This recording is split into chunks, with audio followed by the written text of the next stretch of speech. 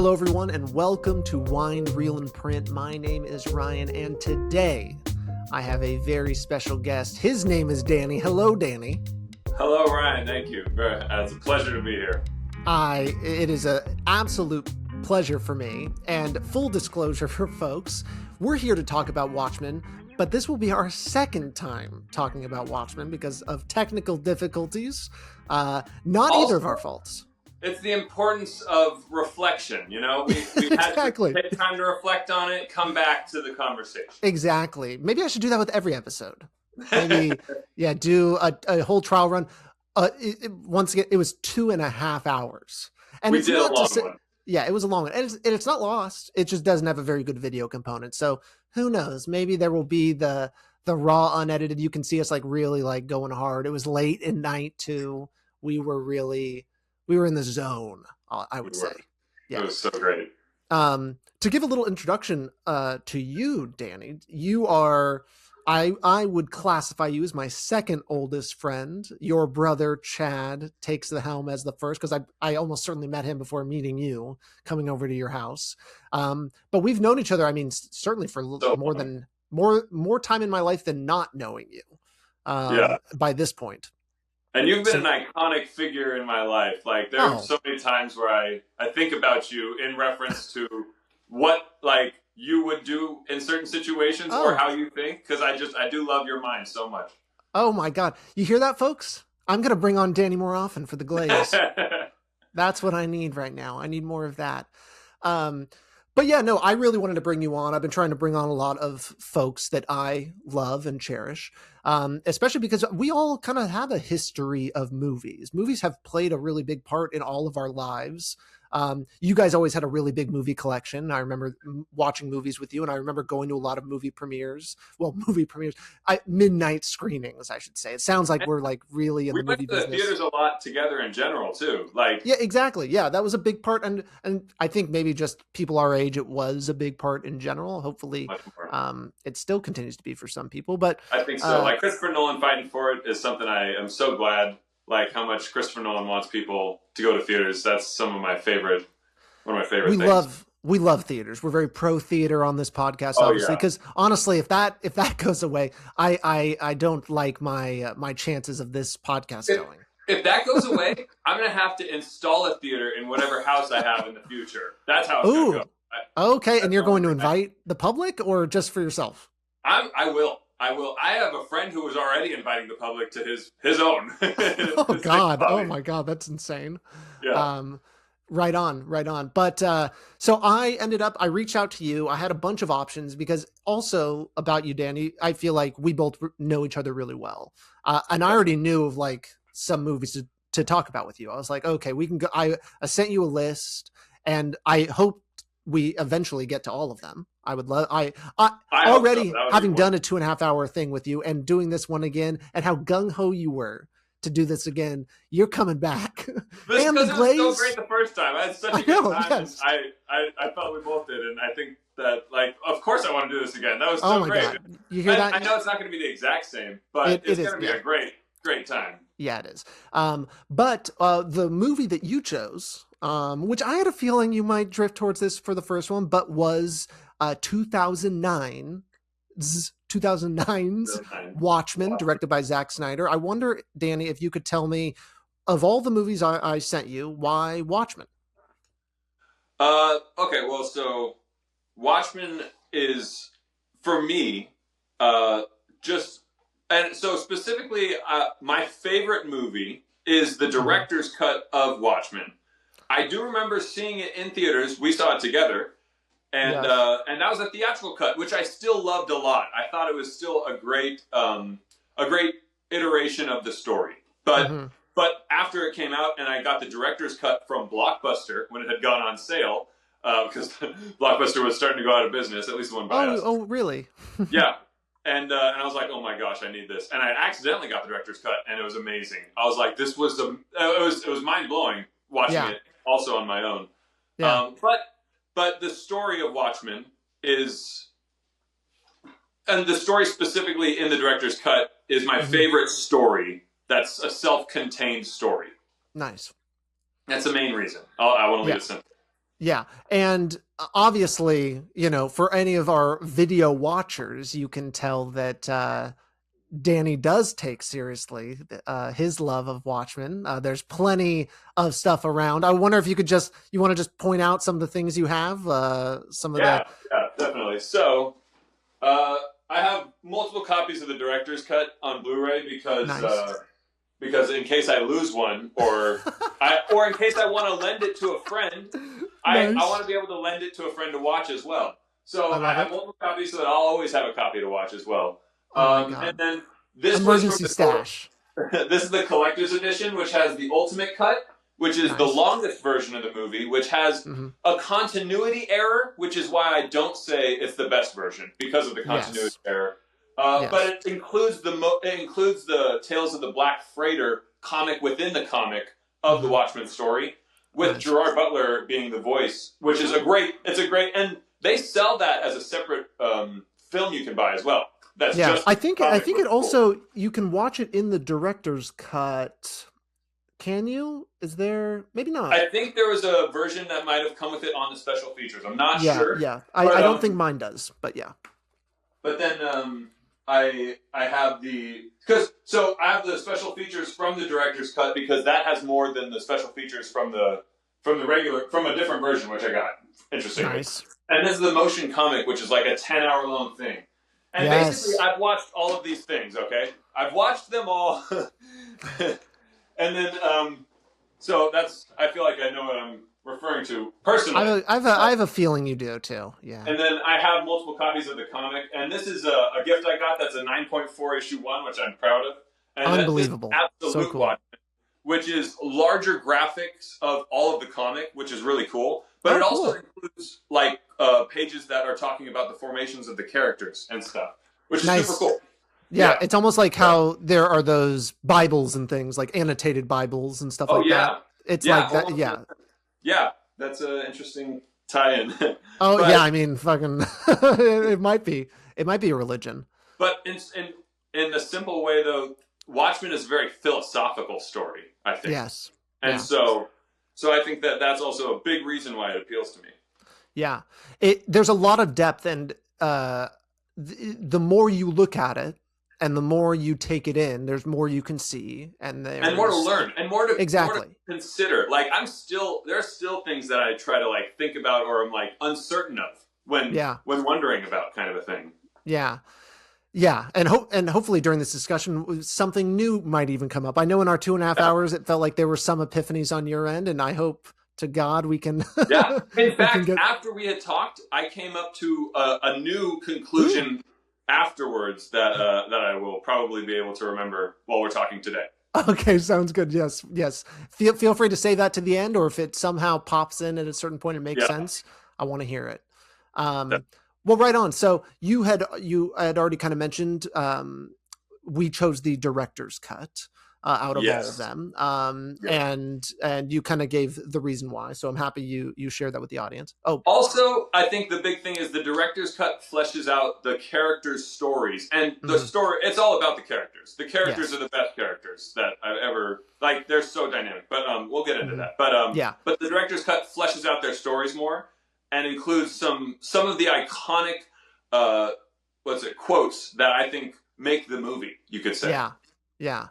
And we'll have I also at a certain point want to have like, I know you got a lot of quotes in your brain. I'm going to let you shoot them off at a certain point. We'll get to some. Yeah. And I'll let you have that release for sure. Yeah. And I wonder if we can give the audience what is Watchmen. Okay, yeah. And That's so good. obviously Watchmen is a comic first, an Alan Moore, Dave Gibbons comic that came out in the low point of comic history.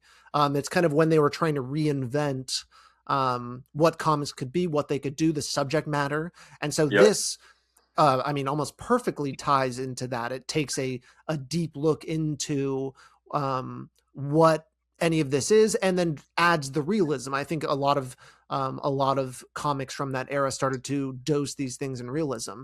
And I wonder if you could you let the audience know? Can you give just like a brief overview of like what Watchmen Totally. I is? think for starters, I think that's exactly right. I definitely think it was that because comics had become so disconnected from what we see in our everyday lives and what Yeah. is real issues in the world, you could say, Yeah. that people had a disconnect. And so Watchmen came around, and it was like, no, let's tackle what's the most difficult things actually happening in the Yeah. world that heroes don't actually deal with that we see in comics Mhm. generally. And then also, I remember, just on a side note, I remember you mentioned that there were also the primary DC characters were not going to be incorporated in the story, so they had to make it separate, contained. It was, yeah, it was Alan Moore's original intention to have DC heroes in there, and then DC was like, no, but so he had to create kind of like versions that reflect similar DC characters. We can kind of pull right. We'll get into that. Come up with that, but yeah.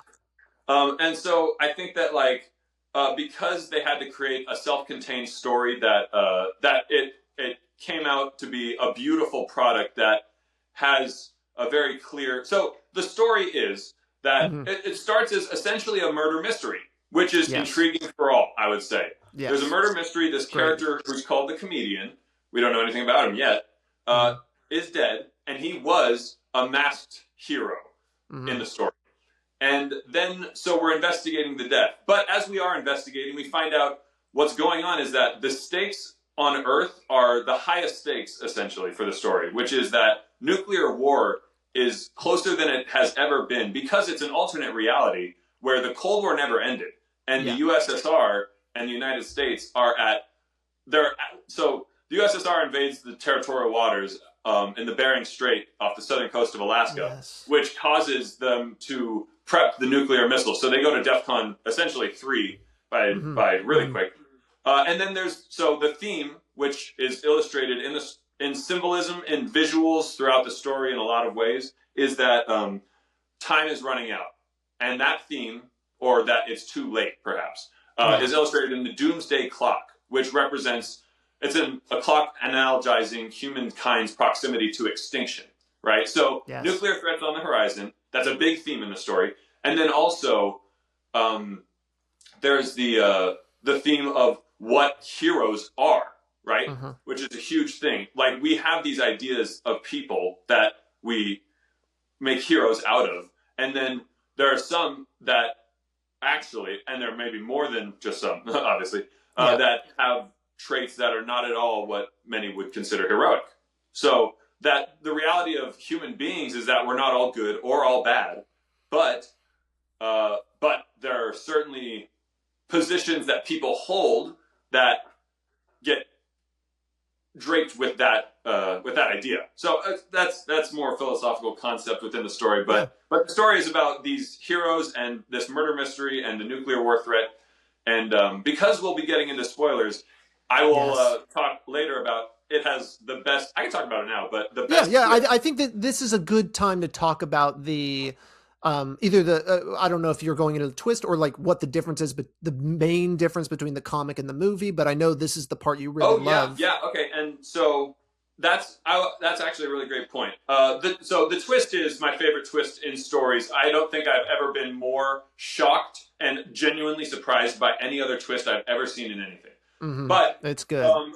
The movie did an improvement upon one of the mechanical elements of the twist, which is what destructive element causes mankind's destruction, or what is the threat to mankind, right? Yes. And so the basically the twist is that the guy who we consider to be the most heroic in some level, because he, for everything he's shown, has done energy work to try and help people. He's done like charitable organizations. He does.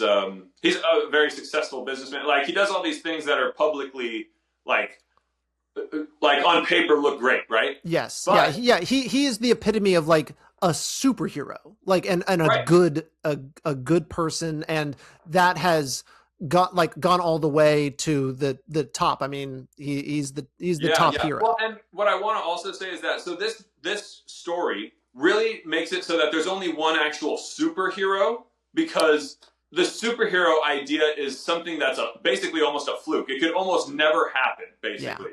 Yeah. So it happens in a 1 in a million chance with Dr. Manhattan.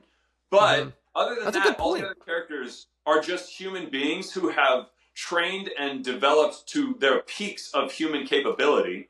And Yeah. and so they're essentially like vigilantes, like Batman or Green Arrow or Iron Man, for example, Yeah. rather than actual like superheroes for what we generally see in comics. That's a good point. Yeah, and so it was a distinction that it's like these are just people who are dressing up, kind of a thing.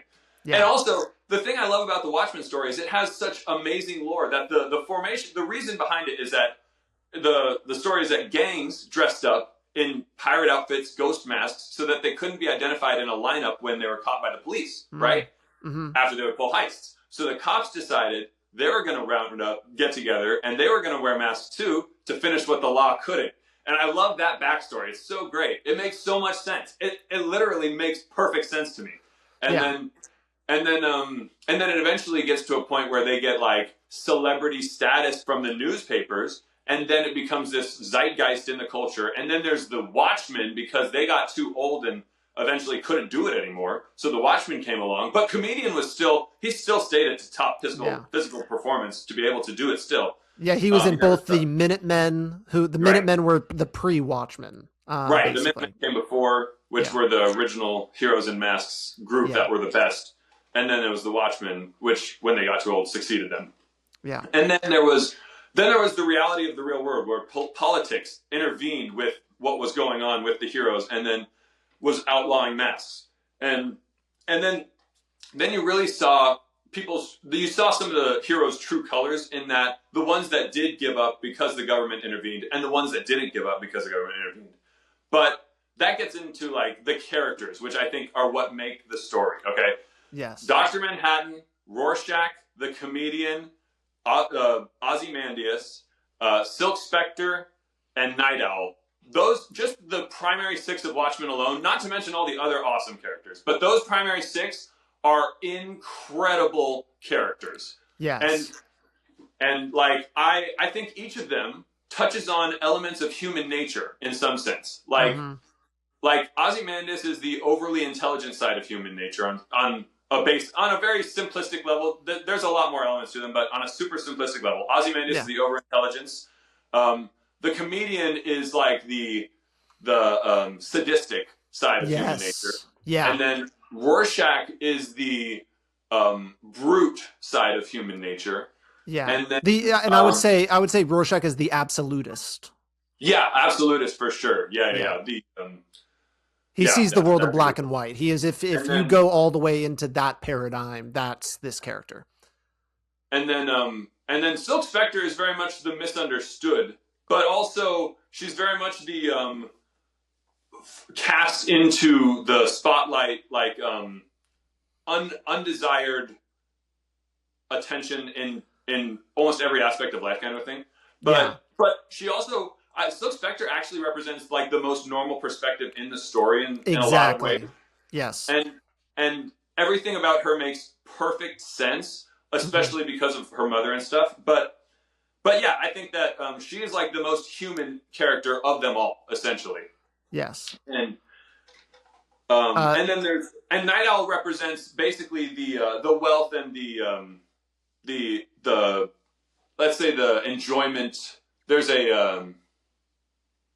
He's like the mystical, the fantasy quality that we have for wanting to just be able to indulge in something that we see as like incredible. He's the nostalgic one, right? He is the nostalgic one. That's actually exactly he is right. Nostalgia kind of personified, and it makes sense because the first Night Owl also is that there's a great meeting between him and the first Night Owl, and they're reminiscing. Exactly right. That's how his character is originally introduced, is via reminiscing.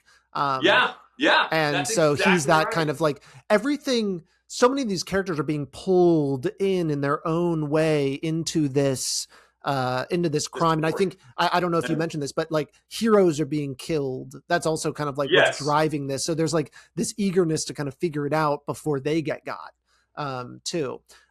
Before I derail us, Dr. Manhattan, what do you think is Dr. Manhattan's like, he's apathy. He is the apathetic side Oh, of okay, humanity, yeah, yeah, where when you detach yourself and you consider yourself enough othered that you no yeah, longer understand humanity. yeah. And it's great because he is also the most powerful. So it's also Yeah. kind of like convenient story wise to have like this character that can do everything, but is also apathetic And it's to it. actually, it's like, it makes sense too, because if you had a character that was anything other than that, they would be too dangerous for any story, you could Yeah. say, almost. Yeah. Like, The because comedian with all that power would that would be, be, yeah, oh my yeah. It God. also just wouldn't, yeah, it wouldn't be it would be a very different story. I mean, it's as Oh, simple as absolutely. that. Yeah, yeah. Yeah. But I think the apathy was almost a relatively necessary element for the tameness of the character's power, involvement in reality, the choice of what he decided to use. Yeah. So yeah, but I do think that other than, I mean, he has a change of heart at the end of the story, of course, but that doesn't necessarily speak to his character throughout the story's nature. Yeah, no, I mean, think right? about So, what it took for him to change. I yeah, mean, it yeah, was an literally, yeah. insane thing. He was forced. And also, okay, yeah. So that actually brings up a great point. Why this is my favorite story, because it contains my favorite quote from anything ever. Yes. And I could read you the quote if you want. Yeah, but, please. Yeah, lay it on us. And I specifically chose the quote from the movie because it's different than the one in the book, and the one in the book I think is not as doesn't hit the well same. stated. Honestly, just well stated. Okay, so. Yeah. And before you go into it, I just want to tell the audience that Danny has picked up the journal. He's got a journal with all lots of good stuff in it, and there we yeah for our video watchers. I mean, like, also this is Danny's. I would classify Danny as a super fan. I don't know if Danny takes that classification, but we're also this podcast episode is about diving into that kind of like deep like infatuation we have with media that is possible with movies, and I'm excited to be having this conversation because we get to dive into something that there's a lot to chew on. Yeah, and absolutely. So with that, yeah. Okay, so really quick before I read this, I will say, please, the medium of storytelling is how we learn. Yes. Right?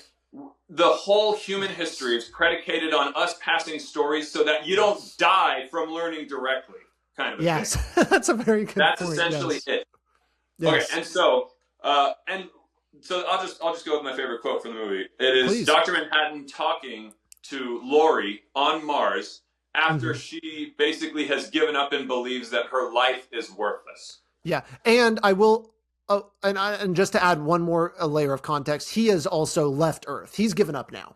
He has basically said, like, I'm done dealing with humans. He said, I'm done. Like, you are the only thing keeping me connected to humans, and if you left me, why would I stay on Earth? Yep. So he is detached as well. Okay, I'll just start. Will you smile if I admit I was wrong?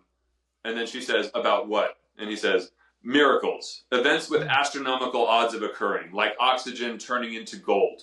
I've longed to witness such an event, and yet I neglect that in human coupling, millions upon millions of cells compete to create life for generation after generation, until finally, your mother loves a man, Edward Blake, the comedian, a man she has every reason to hate. And out of that contradiction, against unfathomable odds, it's only you that emerged to distill so specific a form from all that chaos. It's like turning air into gold, a miracle. And so, yes, I was wrong. And it's such an amazing quote. And that's the beginning of Dr. Manhattan's character change. Yes. At the end of the story. Yeah, we're at a big climax, and it's just like, I mean, just hearing you read that, it's like crazy that is in a movie. Yeah, that line's in a movie. It's a such superhero a powerful. Yeah, the dialogue literally, like, it made me value human life so much more. Yeah, and made me realize how unique each of us is too. But also that something so paradoxical could happen, no one could ever have like calculated or planned for, kind of a thing. And like impossible odds, yeah. And that's what each of us is a miracle. And I believe that's such a beautiful sentiment, you know? It really is. Yeah, so yeah, like it gets me emotional. There's a lot of great quotes in the movie, but Yeah. that one's the most powerful to me. Yeah. Yeah, that one is It's good. it's really great. And I mean just there's so like we said, there's so much to chew on with this. It gives you those kind of quotes, and it has this, I mean, the story itself, Alan Moore being the writer of it, Dave Gibbons being the illustrator of it, you know, they did their due diligence. They made a story that is like, what if you really ground this in reality, and what are the things? And you're talking about all of the like reasons that make all this sense of how these people came to be, and everything like that. And we've seen kind of like this shift towards realism that Christopher Nolan kind of brought in the film Right. thing, but Alan Moore and Dave Gibbons doing this with the comic. Yeah, that And was like yeah, and the it's just it's such a great I mean, it just goes so deep, and that's why like Time Magazine, it's oh one of right. Time Magazine's 100 Oh, best novels of the 20th century. and that's And so novels, not comics. yeah, exactly. Like it hits those things. So highly recommend, obviously highly recommend watch the movie, highly recommend read the graphic novel. You're going to get some Yeah. delicious goodies out And of it. okay, let's talk about, because if you haven't already, this is the time to tune out, because I want to talk about the spoiler, the twist, The because big I spoiler. think Yes. because that's like one of what makes the story so good as well, as just like an interesting story. Okay, Yes. the Lay it on character us. the character Ozymandias, who has been thus far set up as the smartest man in the world, Mm-hmm. at the end of the film, we find out he's behind what's going on with the assassination of the comedian, with the people getting cancer and John leaving to Mars. He orchestrated all of these events so that he could essentially enact a nuclear holocaust for all intents and purposes. That wasn't guaranteed to kill all life, but just enough of it to scare humanity into banding together, right? Yes. And so the heroes confront him and they ask him, and they're basically like, "You think we're going to let you do that?" And then he says, "Do that?" And then what's amazing is, even in the comic book, he says, "You think I'm a comic book villain? Yeah, it's pretty great. You think I'd explain my masterstroke to you with the slightest possibility you could affect the outcome? I triggered it 35 minutes ago." And so it's like, boom. So the clock ticking down idea, where it's like it's time's running out. It's already too late, and so it Yes. blows your mind. And then you see that the last bomb literally just goes off, and it's an energy wave, or an energy blast rather, that is generated from the signature that Earth's been able to identify from Dr. Manhattan. So he's framed Dr. Manhattan as well, and the way that he says it is, he's played the greatest practical joke in human history, which is just also like, oh, Yeah. that's just like such a It bangs. yeah, that's a gnarly thing. But Yeah. but he sets up such an elaborate plan, and he executes it. He doesn't get stopped. It is such a twist that the guy we see as the antagonist or the villain or the bad guy behind all the bad stuff is the one who doesn't fail. He's the only one who succeeds, essentially. Yeah. And then after the fact, he says this line that says, "Your only triumph is failing to prevent Earth's salvation," to the heroes, because the only way that the heroes, or that the nuclear powers, were going to subside from war is to have a bigger enemy. And so he had to create it. And so this comes into the idea of Ozymandias. Was he a good guy, bad guy? What was he? And I think this is what's philosophical about the story. It leaves you to decide for yourself, along with all of the heroes, realistically.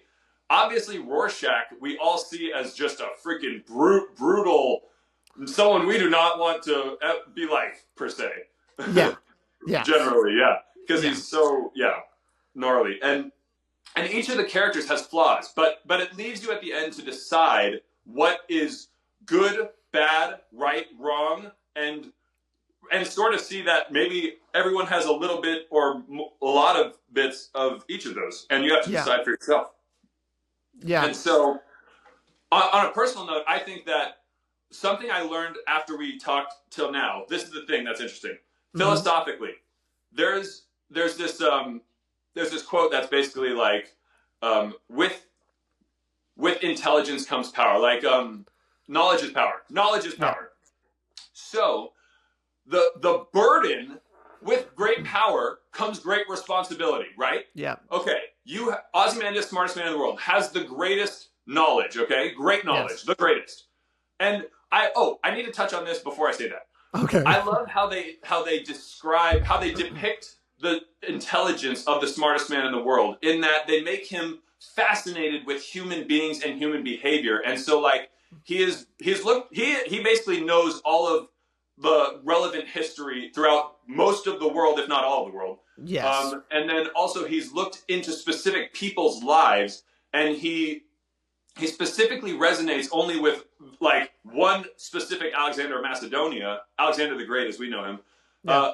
And otherwise he longs to unite humanity, but doesn't feel connected to it also.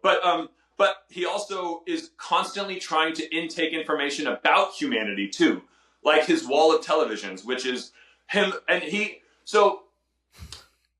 able to intake multiple things or shift his intake on what humans are interested in. That wall represents all of human interests displayed in like a spectrum kind of a thing. You know what I mean?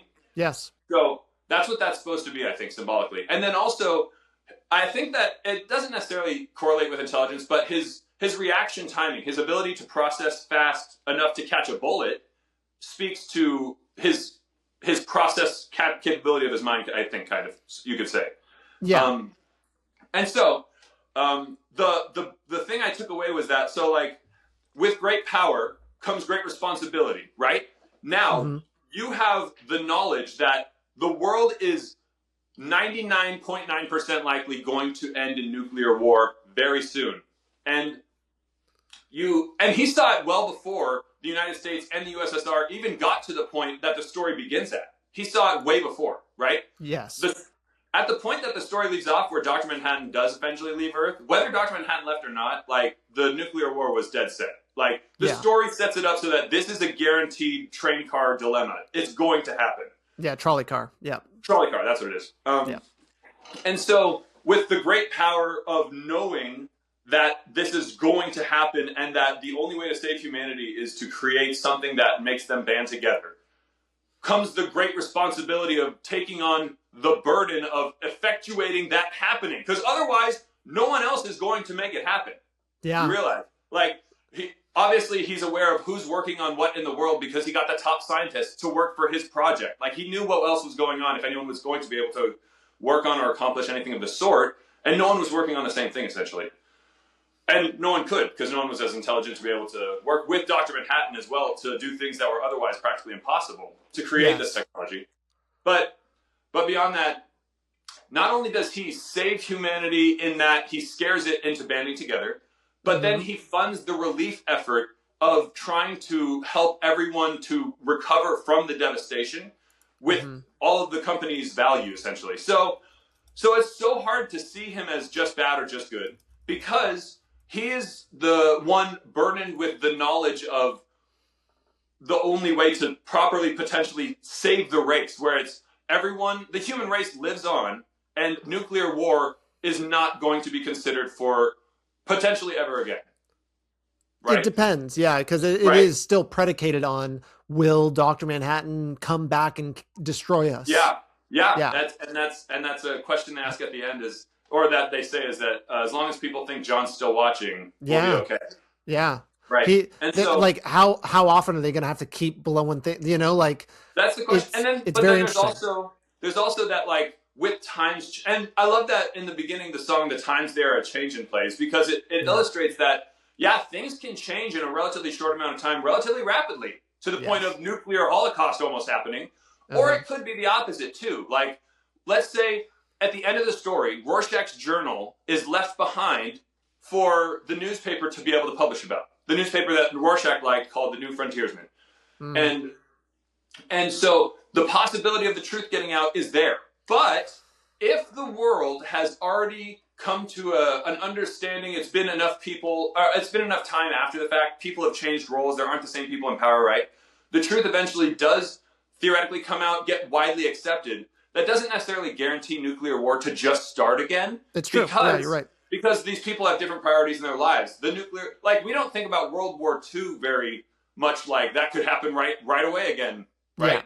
Yeah. We didn't generate for a long time. I mean, people are afraid all over the place now, but regardless. Yeah. But you know what I mean? Yeah. And just to add on to that, like it also is like, as soon as you kind of open up this time when there is peace, that might give people enough time to be like, why were we fighting in the first place? Exactly. Like, so there is still even that, like the variables can change, but they're also kind of all still there. So it's just a very interesting. So it's like ending. the future after the end of the story is uncertain. So we can't say that's going to be good or bad or anything, right?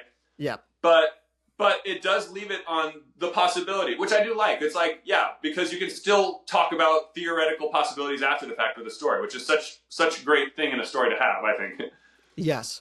I have a question for you. Yeah. What do you, because like for our listeners that haven't watched Watchmen, and maybe they're here and they're just listening, or they have, I guess they can do that too. What you described Ozymandias doing is very similar to another very popular comic book movie villain. That would be Thanos, who who he wipes out half of all life for a different reason. And I was wondering, like, what you think the differences between those two villains are, because Ozymandias, you can argue, and I think a villain. You can argue it's a villain or a hero. You know, I think it's harder to argue that with Thanos. But what's your thought?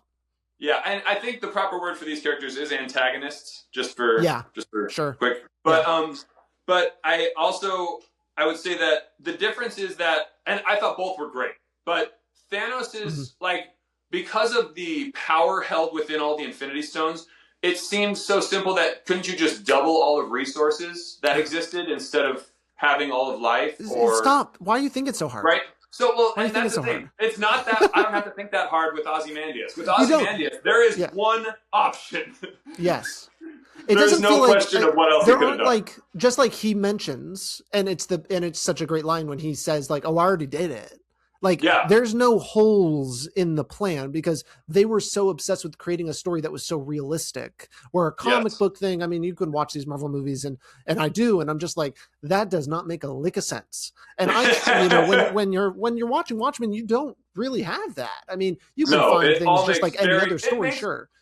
Honestly, it's such an amazing thing that they're able to so beautifully illustrate these different characters. And they, like, the characters are so consistent and cohesive and definitive. Like, they have such they're so defined. They are so specific. And, like, when you think about any of them, you know exactly what kind of character they are. Yeah. And so, like, they had this fundamental understanding of the behaviors and the choices that these types of characters would play, which is incredible on its own.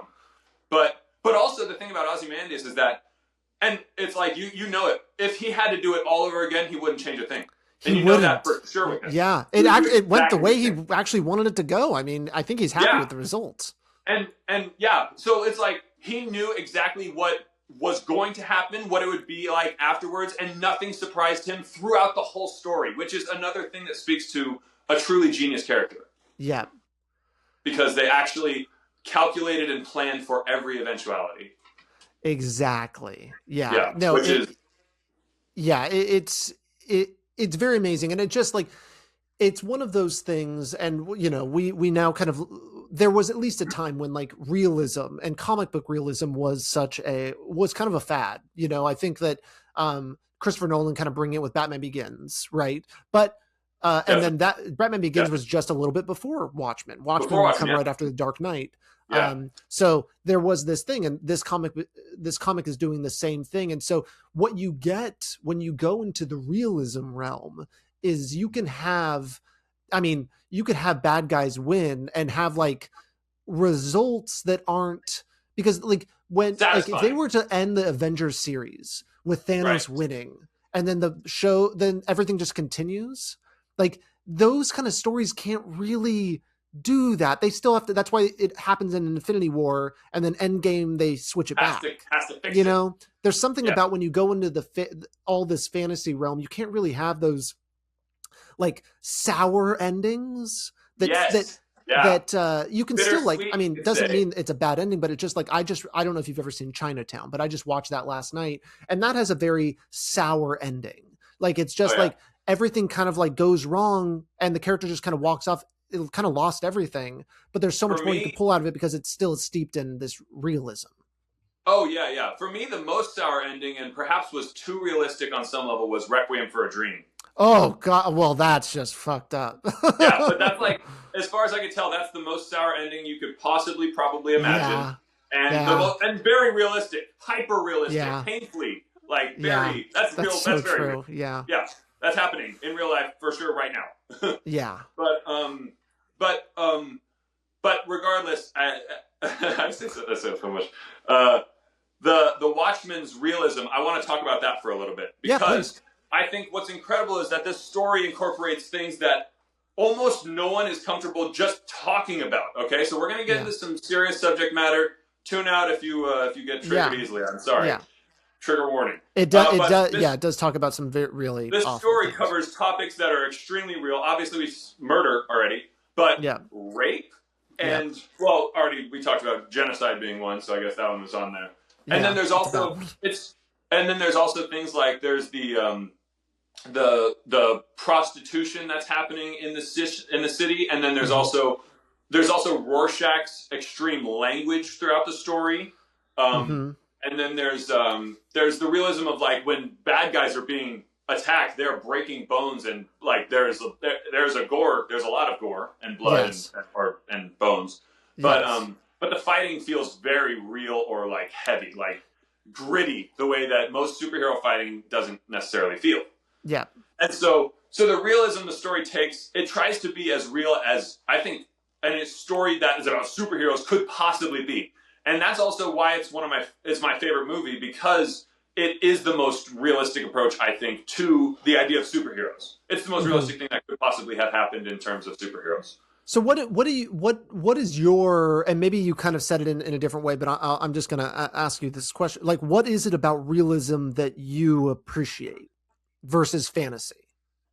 Well, so if it feels like that could actually happen, then I can connect with the story in a way that fantasy, like there's plenty of fantasy stories where you could you could imagine that in some far off either galaxy or distant time in the future that some kind of whatever you're experiencing could be real. Sure. Totally. Yeah. But, you okay? Sorry. You got a kitty on you. She's a lady. We love that. Sorry. Yeah. But fantasy, like, it's enjoyable to watch, but doesn't grip me the same way. Like, I feel it's the disconnection. There's a disconnection, I think.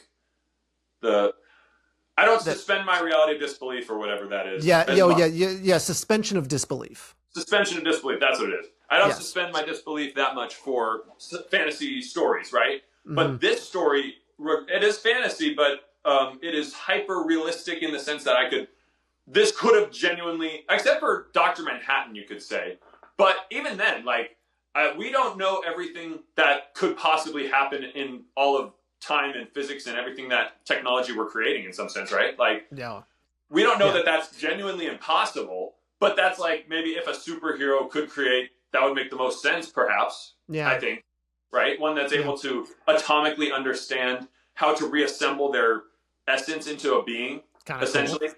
Because of atomic and molecular, or like because of the understanding of how. Yeah, it's still even though it's a fantasy kind of character, it's the most realistic you could like come up with. Right, and I think it's just a great idea for what makes sense and the way that like he died and everything about the character makes a lot of sense. Yeah. So go for it. Yeah, but I would say that. There are very few superhero movies that accomplish what this movie does. And I would say like the Batman trilogy that Christopher Nolan made beautifully accomplishes this reality. It does. I totally believe that this could happen in some sense. Yes. Yeah. And then also I would say the Batman with Robert Pattinson's a good example of another one. But And Iron Man with Robert Downey Jr. is the first Iron Man, right? Definitely. It's very steeped Much in more realism. believable. Yeah. Way more grounded. And so those stories have the most, I think, power to genuinely connect because it's a story about potential reality. It's not a story about fantasy. It's a story about potential reality. It could be a prophecy for all we know in some sense, right? Yeah. So that's the power within a story because if you take philosophically deep ideas and you create a story from them, then those philosophical ideas still play out because human nature still works the same way, right? Yes. Yeah. So I think this story does a great job of taking human nature and playing it out in these extreme fashions so you can see what kind of happens. Nice. Or what it looks like. Yeah, that gets me. There's just such a larger conversation, and I'm happy you elaborate on a lot of those things because there's just such a larger conversation about realism versus fantasy, and especially like how we relate. Because it's like for a lot of people, like they like based on true story movies. You know. Oh yeah, definitely. You know, and I think that's one end of the spectrum is like based on true stories, and then you start to blend away from that all the way to fantasy, Star Wars, and everything like that, right? And it's just I'm so like, and I neither of us I think have this answer, but we can still kind of like think about it. Is like, what is it about that attracts people? Because I think like it is like it is like the first order of things for a lot of people is like, oh yeah, based on true stories. Like, of course I like those movies because you do, and I guess maybe that it's what you said is just like you see things you can relate to more easily, and it's more of a one-to-one. So, and whenever we watch movies, but like, so, okay, think about this. When people were originally just telling each other stories, oral tradition, it was believed 100% because they are telling you recounting of what happened. Like this guy died when that snake bit him. Okay. Yeah. So you believe that story 100%. Okay. Yes. Now let's take that. That's the most belief possible. Okay. Yeah. Based on true story snake bite. Yes. Yeah. We get to a point where we have like people filming themselves on YouTube, for example. So we see some stuff that is like people just filming their lives, which is obviously the most believable. Yeah. Yeah. And with filmmaking, there's a line between trying to get the audience to believe they're watching what we see on like YouTube kind of a thing. To trying to get a story to be as believable as the oral tradition in some sense, because that's when humans are the most focused and locked in on and have the most, they store it in their memory the most powerfully, you could say. Yeah. The most permanently. Yeah, it's interesting because I think like it also like I watch movies all the time. I'm like, that's not realistic, but it's also just so crazy to say that about a movie that is so manufactured. But it is, it is like one of the like it is the most base thing, and I think what you said, cavemen telling stories to each other is such like it's so deep and innate to us. Is like trying to, because someone's telling you this snake story, but then they tell you the snake grew wings and flew. You're like, immediately your first critique is like, that's not realistic. You're like, that's not real. That's not real. You're bullshitting us, Bob. And then they kill Bob and Bob's gone. And then what happens then? So yeah, I guess that was like maybe one of the first critiques people had back around the campfire was like, that's not realistic. That's not a real story. I don't believe you. Yeah. And that's that was when storytelling, I guess, people could suss out when it was like unbelievable and when it actually connected. So it's like, it's interesting. The goal we're all seeking with our storytelling is to connect in that way that makes them invest and remember it. Like that it really, a story that really imprinted on them. And I would say Watchmen, I almost think about the story most days of my life. That's awesome. There's so many concepts that are talked about in the story. Silk Spectre finding her way back from feeling like her life is a joke is a very important thing in some sense when she's about to give up. And then also, let's talk really philosophically, right? Who watches the Watchmen? Okay, that's the big that's like graffitied all over. That's a big critique phrase that's put all throughout the story, but it's literally sprinkled on or like a topping in the background. It's not so overtly put in your face or anything. But the question is such a great question. Sure. Like, who polices the police? Who governs the government? Who is holding accountable the people who are supposedly holding others accountable? Right? Mm-hmm. And so it's like Yeah. there comes a time where it's like that question can be asked throughout all time, I think, no matter what. Oh my Like God. I mean, in we're any given asking that all the civilization. time still. Right. That question has not gone away. So it's Always. still so relevant. Extreme. And so, yeah. So that's very simple. And then interesting. there's also and then there's like the idea of pushed to an extreme. In the story, the end is nigh. Rorschach carries a sign where he is certain the end is coming as well. You could say as much as Ozymandias, right? But his approach is... Oh, that's interesting. Right? Yeah. That is interesting. But his approach to it is that I don't care if it's the end. The truth needs to be known, and I will fight for that because that's what's important, whether it's the end of the days or it's any other day, kind of a thing. Yeah. So he when pushed to this extreme place where he's like, okay, the end is coming, but what's more important is the truth. And then he goes to the extreme with the truth. Ozymandias goes to the extreme with protecting humanity from the end.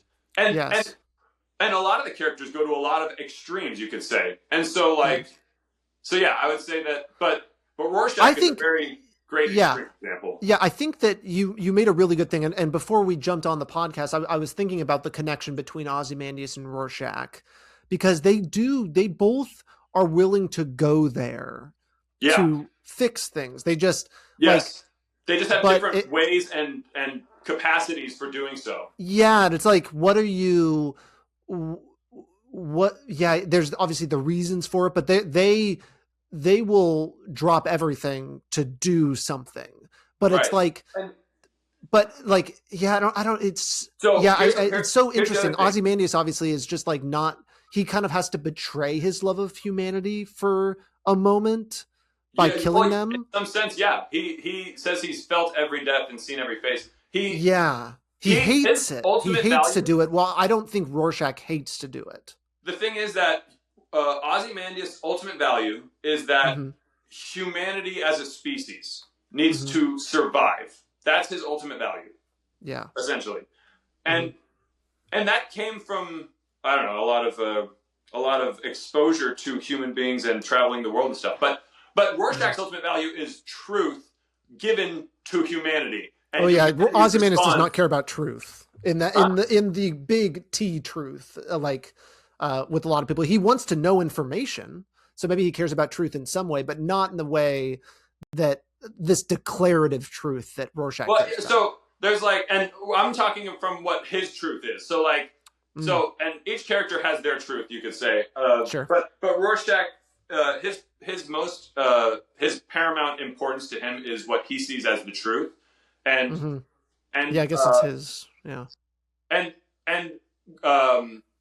he also clearly has an aggressive demand within him, or motivation, an aggressive motivation to punish people because of whether it's probably, you could say from the story, it shows that his childhood was so messed up with his mother and some of the bullies that he experienced that he became dispositioned to want to be extremely aggressive. And and what's great about Rorschach is he's a Rorschach, which is a black and white blot test, which he sees the world in black and white. He sees it as right, wrong, no gray, we started this conversation talking about how you get to decide on the characters what was good, what was bad, and realistically, they're all presented with good and bad parts. So it's up to you to decide how much of each, right? They're flawed. But Rorschach doesn't see it that way. He sees it as black and white. And that's a really powerful human thing, because there are times in our lives where we only see things as black and white, or we feel so kind of a default. Yeah. We also, sometimes it's because of emotions. We feel something so emotionally, we can only see it one way. We bias ourselves, and it's a perfect personification of it. And so, they both, Ozymandias and Rorschach, do have this extreme facet that the other characters aren't necessarily as extreme. Yeah. And it then makes sense why, in the end, Rorschach is the only one of, besides the comedian, that dies in this. Yeah, because he also gets to a point where he can't take this. He can't take that kind of unbelievable length. I think to the right do this word thing. is compromise, because Yeah. Rorschach's line is Yeah. never You'd have to compromise, not even in Yeah. the face of Armageddon. True. And Yeah. to accept a lie is True. to compromise, right? Yes. He could So never. yeah. So yeah, it makes perfect sense. And then also on a similar since we're on the topic of two characters, real quick, Yeah. Ozymandias and Rorschach. Let's go to Rorschach and Night Owl. I think Yes. Rorschach and Great Night Owl. duo. We mentioned this before, but Rorschach and Night Owl are a perfect combination to illustrate the character of Batman in a realistic way. Yes. Because Batman is supposed to be this world's best detective, but also extremely elite, top level, like combat with all these technology, and did all this like this, you could say, preparation for fighting, which could conflict with someone who's the top detective, because you have to spend time looking into how to research crime and how to investigate and stuff, or time that you would spend investigating instead of working to be ready to fight, right? Yes. So we have Night Owl and Rorschach. Rorschach is the detective that will find whatever answers no matter what. And Night Owl is I will fight, and I will be like, I will have all the best things to be able to take down every criminal no matter what the case. Like, no matter what the criminal comes at me with, I'll have a plan to be able to handle it, and I'll be physically ready. And obviously we see the comedian in the story after he'd gotten somewhat out of shape since he hadn't fought in years. And like, and his libido was lost from feeling so useless, not being a hero. And so like, yeah, so the fighter side of him was gone.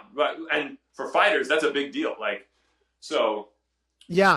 And what's good, like what's great about them is also in the grand scheme of the story, they were partners. And that's just a really cool aspect of it that comes out in the film, when there's like the only heartfelt moment that Rorschach ever has is with Night Owl. And it's actually very surprising when it does.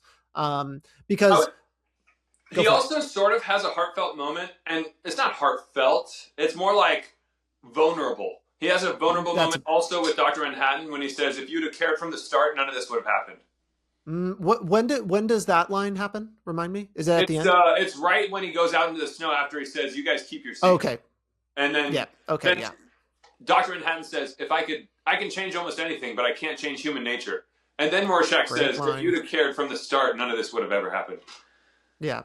It's great. And and then it's vulnerable. Just to think, and just to think about Rorschach and Night Owl is like, there's the Rorschach is so like just base action, and then Night Owl kind of becomes like base just thinking and thought. You could almost, like he doesn't do much, but he's nostalgic. He's just always kind of lost in this thing. And it goes like one of his like first lines to Rorschach is like, hey, why did we stop doing this thing? Like, whatever happened to this thing? And he's like, you stopped, or whatever the line is. You quit. And you quit. And it's so great. And then eventually they have to kind of have this come to Jesus moment with each other, where they're like, hey, and we finally see like, oh, this is what they were like as a duo. Like they both needed each other. They both together are Batman. And definitely. And the group becomes, the more times you cut it apart, the worse it gets, because they were all so integral in their own way. And the sort of sad thing about Rorschach, I guess, is that he was like socially outcasted and not able to interact with people normally, I don't think. And so no way. And you can see that in his character for sure in the story, that he doesn't know how to have any normal interaction with anyone ever, right? Yes. And even when he's Walter Kovacs he's just walking around with a sign like a homeless person, and that's the type of thing everyone kind of avoids, and he knows it. And so like, well, maybe he doesn't know it, but he's disconnected socially enough from people that he doesn't know otherwise, unless it's direct engagement, like answer or give me an answer kind of thing. And he needs the mask to do that. That becomes a big part of his character too, is losing the mask makes him lose that part of him, that part of himself. Almost like the only part of him that like allowed him to feel emotion in a way. He couldn't really feel it without it. To make him feel like kind of like another person almost. kind of interesting how the mask has the opposite effect. And I that's think for a lot of actually, and people. that's also a great symbolic thing on its own, like the mask allowing us to be our true selves, kind of thing. That is a beautiful symbol, and I love this story because there's so many symbolic things throughout the entire thing. Yeah. And they're so beautifully illustrated. Like he calls his mask his face, which is a perfect way to illustrate the concept we're talking about. I think. This is so great. I'm going to move on to another topic. You Perfect. feel... Yeah, I was about to if you weren't. Okay.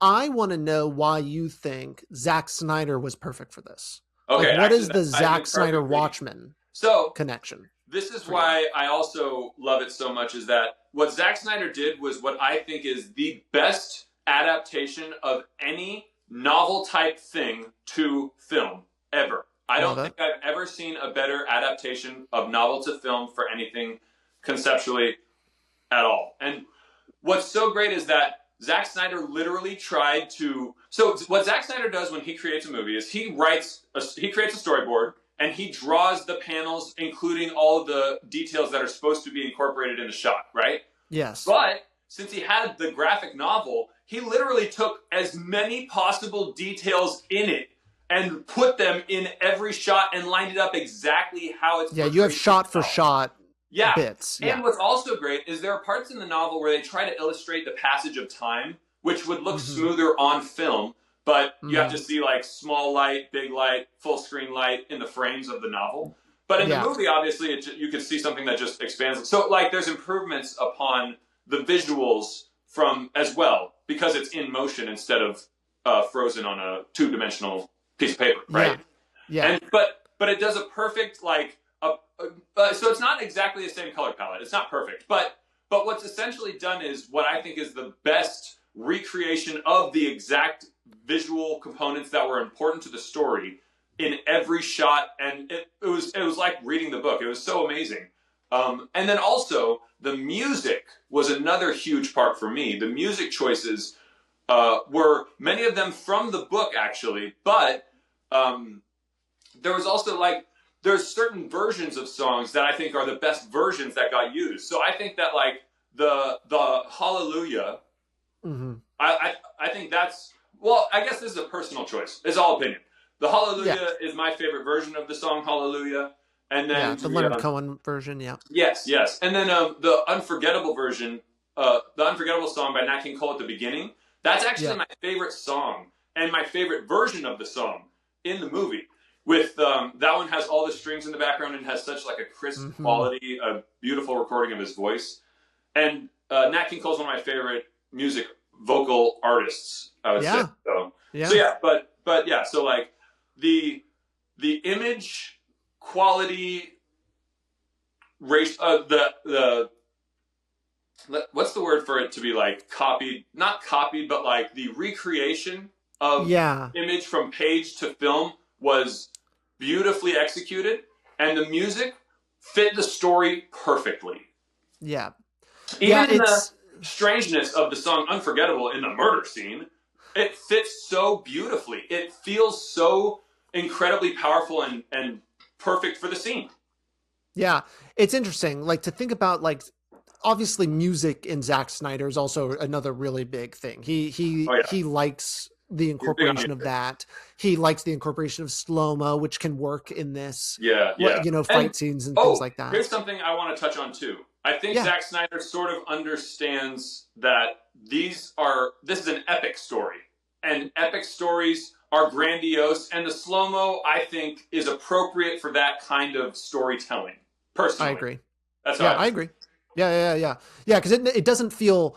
There's two ways I would use the word gratuitous. It doesn't feel gratuitous it doesn't need to be there. It's just like he loves fucking slow-mo, and he'll use it when he can. Which I mean, that's the Zack Snyder style. And I feel that this is the type of story that is a big enough type of story that it can work with it because it's such an epic story. Like, it's so exactly. crazy. It's interesting. I haven't seen The Batman in a while. Did they use slow-mo in that ever? Almost not at all, if at all. Yeah. Kind of interesting. It's almost like Zack Snyder just kind of has the corner on slow-mo. Like, he's kind of the slow-mo guy. That's like his directorial thing is the slow mo. Yeah. Yeah. And then also the what's the focus effect where it's like hyper focused? The person is in focus and the background is entirely blurry. You can't even see anything. What's that? Oh yeah, yeah. That really yeah, I guess that's shallow focus. Shallow focus. When Yeah, it's just like he did in the zombie movie. Was it Army of the Dead or? Not no. Oh, is it? It might be. You're talking about the one in Las Vegas. Yeah. That one. Yeah. He definitely used that effect a lot. Yeah. But so, I don't even know how much slow mo he used in that movie, but he used that lens effect a ton. Yes. Yeah. But yeah. So like his slow mo is definitely like a big thing on his style, whereas like J.J. Abrams has his lens flares, for example. Exactly. Wes Anderson likes the framing. Like we can point to a lot of these. I love Wes Anderson's framing and his visual aesthetic. It's his thing. And Darren Aronofsky has another. He likes his are more like interesting stories, but he also does framing sometimes that's very interesting. Yeah. I think. And wow, Aronofsky. We haven't really talked about him on the pod. You're the first. You've now brought him up twice. Oh, really? I mean, you brought up, Requiem for a Dream, and now we're talking about, That's right. Yeah, he's an interesting guy. There's a lot of movies to dive into with the Aronofsky's, the Aronofsky movies. But okay, so the soundtrack, besides the songs in Watchmen that are like the prevalent songs you hear overtly, right? The songs that are just the background music, Tyler Bates and whatever composers they got together worked on. I like those songs. Here's what's funny. I was shuffling through my phone and those songs are on there. And one came up and I'm like, this is for sure from Watchmen. It's such a distinctive score to me. Like, I know it right away for sure. Yeah, and I like it a lot. I love the score. I love it. Can you like, is the music generic? Or is it, or do you just know it because you've listened to it a lot? Or could you say like, that's a Watchmen sound? I would say that like there's some of it it's slow and it's multiple notes, but like I don't think it's. I mean, what would you classify as generic per se? I don't know. I guess because it's not bad either way. I'm just kind of curious. But is it like could you put that music in another movie and it would kind of feel the same? You probably you know could what I mean? Another movie as long as that movie had some real like suspenseful or intensity within it, then yeah. So it's kind of got an intensity to it. Yeah, and this tension about it. It has this tension about it. That's like, ooh, it's good. Yeah, nice. Yeah. What about themes do you think Zack Snyder is drawn to with this film? Like, what is a Zack Snyder theme? Could you give me like an example of a type of theme for? Yeah. Like I'm thinking about. Obviously, he has religion. You can say there's religious themes. I would be. I mean, I don't know. Like I'm thinking about I'm thinking of Zack Snyder in general. Now we're kind of expanding. Obviously, religion and what he brought to like Man of Steel is very evident and obvious. Yeah, I think. So I would say that like I think Zack Snyder understands well. So in some sense, the character of Wally Weaver, for example, he becomes you could say a zealot for Dr. Manhattan in that he proclaims him to be a god or God, the god, right? Yeah. And so it's like he captures this That's understanding that there is like these people who take up extremely, you could say, religious or fanatical positions per se. But there's a lot of messianic. Watchmen heavily involves Egypt too, though, so that's interesting too. But you can say there's messianic elements to characters within the story, and or religious tones within. It's kind of interesting. It's an adaptation. I would say that Zack Snyder's mostly he just chose the best thing Zack Snyder did was that he chose to cut the chaff and save the meat of the story, and he created the best iteration of the story without any of the excess fat, without any unnecessary time wasted. It is all very purposeful. Yeah, because there's plenty more in the graphic novel that is not the movie. Like you have to cut stuff. Yeah, you have to. So he's picking the thing, and I think another theme I would kind of bring up, and maybe theme's the wrong way to put this, but like violence Oh, is a Zack Snyder thing. Like intense yeah. violence is Yeah. something that he's So drawn to in a lot of his things. it's not even, it's more than that. He doesn't shy away from visually illustrating Yeah. the extent of what the violence looks like. Yes. He wants you to feel like it's real. So he'll show Yeah. you someone's arm breaking backwards with the bone popping out Love and it. blood Yeah, squirting and blood with shooting bone. out. And, Yeah. and there's even like, okay, if you ever actually saw that in real life, you would realize that the blood shooting out wouldn't be the same exactly. Sure. It would be different, but it's close enough to realistic that it hurts to watch it. You feel it. Like, Yeah.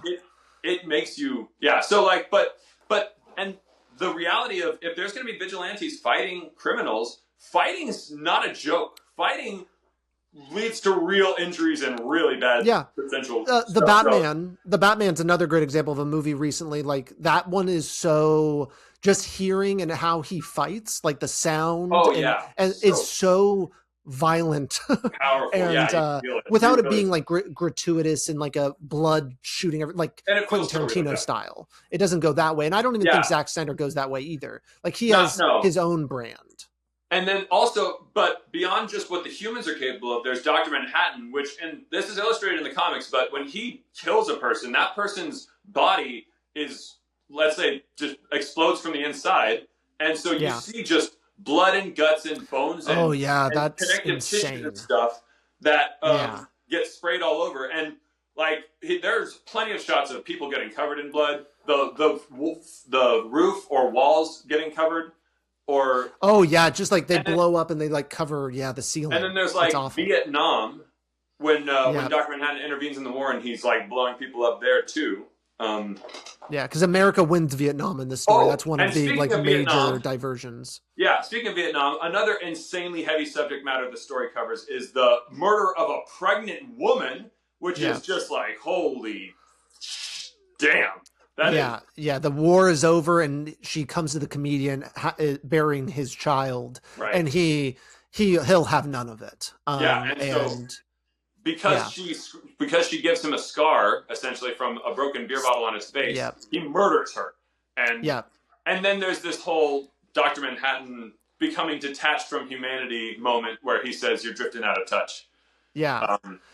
There's something so interesting because immediately as you're kind of like when thinking about how comedian resorts to violence so quickly and is also like he is the kind of character that will ask why not do that, like who are you, like of that, like you're he doesn't say like you're a pussy for not doing it, but it's along those lines of like, what, of course we're going to do this, like what's your problem, you're that like these guys have to be taken care of. He's the full on version of that.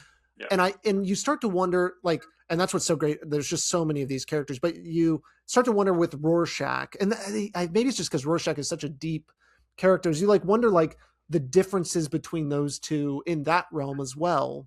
Because Rorschach is willing to do an unbelievable violent act for, it's not even eye for an eye a lot of times. Like he determines whether someone doesn't even deserve to exist anymore. He just wants to stop people that he deems like damned, who he thinks are evil. He sees bad. He sees good and bad, and he just wants to stop bad. That's it. And it's not personal. All he cares about. Huh? Yeah. I think that's what it is. It's not personal for Rorschach, but for the comedian, like it's kind of personal. Like him killing that pregnant woman is a personal choice. 100%. You know, like I don't think I certainly don't think Rorschach would do that to a pregnant woman. And also, like it's very much like comedian is always just about whatever he can focus on at the time, kind of a thing. So it's like whatever he. Oh, he's a one-track mind kind of guy. Yeah, definitely. Yeah, is how he sort of averts or he chooses to put his attention towards, like like when he fought the mob of people, he just jumped down, and then the first person who was close enough screaming at him, he punched her in the face. Oh yeah, he was pumped. Yeah, and then he just punched a bunch of people, shot a bunch of people, but and I like that in the movie. It didn't have him like killing people. He's not like that kind of a brute. He'll shoot them with the beanbag thing so that he just really hurts them and scares them essentially. So, but yeah, the difference between Rorschach and comedian, there are differences, but they're both extremely harsh characters. Yeah, it's interesting. hold the extreme violence. I mean, you There, could say Ozymandias as well, but I think in general, Ozymandias isn't an extremely violent individual. right. But Yeah. So there. yeah, Actually, really quick. So yeah, the comedian and Rorschach are two very good examples of the two main types you'll see of violent people. The people who are socially incapable of connecting and are violent, and the people who are able to socially connect so well that to a point that, like, comedian almost got away with what he did, right? yeah, yeah. If Hooded Justice didn't come in, he probably could have gotten away with it and then still seemed like a hero and gotten like enough social, let's say, normalcy in his life. Yeah, But, and for the audience that doesn't know, that was the rape of Silk Spectre's, the first Silk Spectre. The first Silk Spectre, yeah. Which led to that. Janie. Oh no, not Janie. But yeah, and so, but so there are two great examples of extremely aggressive or violent types of people. But then there's the, well, you could say criminal mastermind with Ozymandias, but realistically, it's like this is the risk of having a person with power. You could say actual power, and the power was obviously on a variety of fronts, like you could talk about, but he wasn't aggressive in any sense. He only ever used physicality when it was strictly demanded, specifically. And that's a beautiful thing that his character, like all of his choices were specific and calculated and decisive. Like it was great. Yeah. And so, that's all that kind of drifted off of our kind of like Zack Snyder's. Oh yeah. Sorry about that. No. That's part of the podcast as we kind of like dive on. This is one of the first times, for the audience, I have like an outline from our past episode because I was like, it was a perfect opportunity to be like, hey, I know what we talk about. So I'm just like, I keep, just keeping us on the ball, but yeah, no. Yeah, Zack Snyder's just such an interesting director. And I want to say this real quick for Zack Snyder. I guess let's not just Watchmen. Let's talk about Zack Snyder as a director after Watchmen when he did the Man of Steel and Justice League trilogy. Yeah, I think the one thing I really want to say is I think Zack Snyder understood what Marvel may not still understand is that these heroes we're working with, they are the Greek gods of modern day. They are epic heroes. Yeah. They needed to be treated as these grandiose, like real as possible but large as life type of characters that are, and I think that he has a respect for that power that these characters actually have, so that he portrays it in this way that like, yeah, that's incredible and a spectacle actually, but not like this is an entertainment for you spectacle, like this is an incredible mythological story being told. And so the only way to imagine that type of crazy story is in these dramatic images that are incredible. Yeah. Yeah, he's he's definitely made for the Justice League trilogy is a perfect example of like, oh, this is Zack Snyder. We can always point to this as like clearly he was made for this. Like that was a very appropriate project for him to have. And not that like other people can't do well with Justice League, but I think this is his version. Yeah, I think his take on it was the best it was comprehensive of that these characters are the modern Greek gods. They are these modern myths of legend that will be foretold in the future, you could say. But stories that are supposed to impact for way beyond us, you could think of like that. Yeah. There's so much reverence that he has for those characters, and to kind of build them up is like truly epic. Because they're not even like really like when his problems aren't really street level problems in kind of like the Justice League, the Man of Steel trilogy. Like it's always big because like I would be curious what a small Zack Snyder movie is. Oh yeah, like, I don't think everything's big. Budget? Yeah. Or if you had like a limited budget, we could either direction. Like I'd be willing to entertain a high budget, small story, or Oh, small story and small budget. But I'm thinking like in terms of like a small story, like what does it look like, you know, if he had a character having problems at the grocery store? Like that, it's just you don't see like he's got to his. It's got to be big. It's got to be huge. yeah, he does. He goes big only. He Yeah, doesn't go and I home. think that's like I would have really wished to see if he was going to direct the Batman Affleck movie, but maybe So Batman wait, or Affleck was supposed let me to. say something real quick. Sure. I think the one silver lining, really quick, on current events of this Netflix merger. buying Warner Brothers Yeah. merger. I think the silver lining might be because Zack Snyder's one. so good with Netflix that they might greenlight the restoration of the Snyderverse, which could include the Batfleck movie, which could include the next Justice League, and then they could still work on the other DC projects that they want to do still. Like, there are fans for all of these things. Exactly. It's like, I mean, we're already like, it's also, already crazy out there. We may as well just let's go bananas. Let's have it all. A buffet. And here's the thing. Are there any Netflix movies that did release in theaters? I thought there were. On a side. Oh yeah, plenty. Yeah, because I don't know if you know this, but in order for any of their movies to be included at the Oscars, they have to have a small or any theater run at all. Like that's the one criteria for Oscars. Is they have to have been in the theaters. So that's why Irishman was in the theaters for a little bit. Like all of these. Yeah. So yeah, definitely. Yeah, they go there. So, and also because Zack Snyder Frankenstein was there. Zack Snyder and Christopher Nolan are so tight that like they both have this appreciation for theaters. Obviously, they both make these big movies that are visually spectacular. Like they're made for it. I don't know how else to describe their movies other than visually spectacular.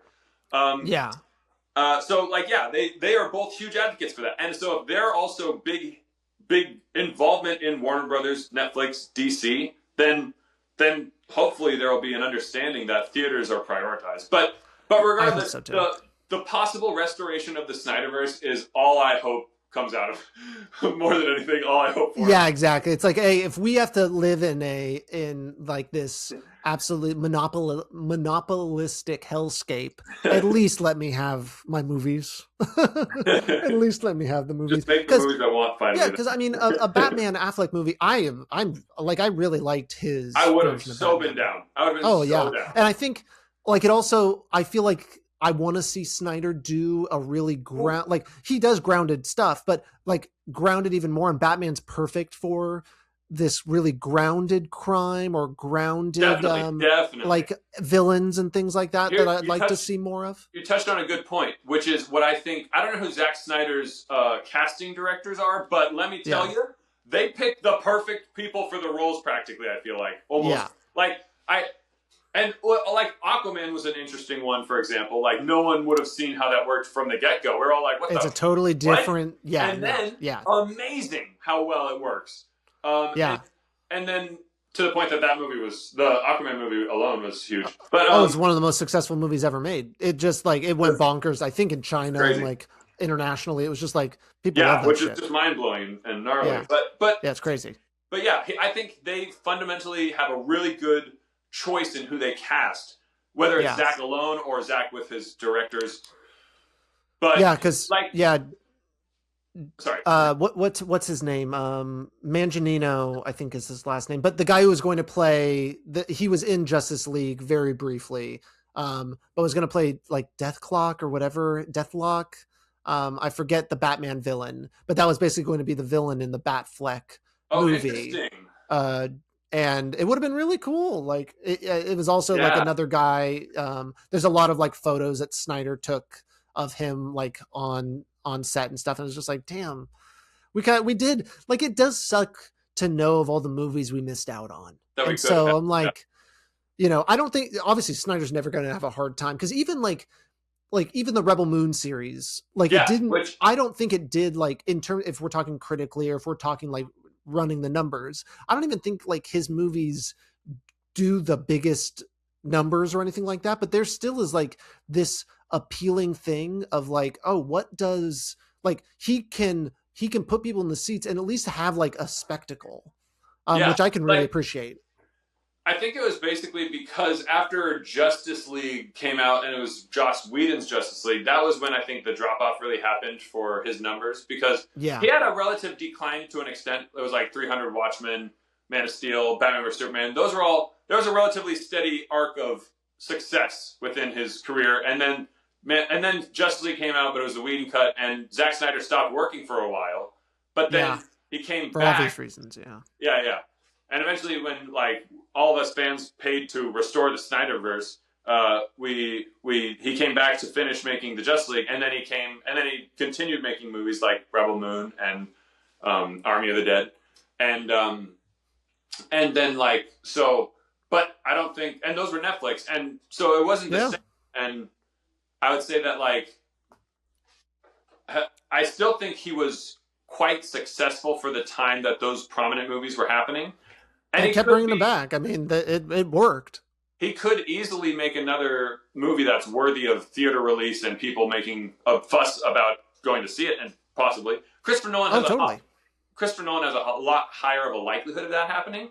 But Zack Snyder can still pull it off for sure. I have no doubt. Oh yeah, I think there is a lot of draw in his style and form and what kind of stories he's willing to tell. I mean, I think he is. The story is a big part of it. Definitely. And so another thing that I think is part of Zack Snyder's style is that he makes director's cuts. He makes multiple cuts of movies where a lot of others don't. Yeah.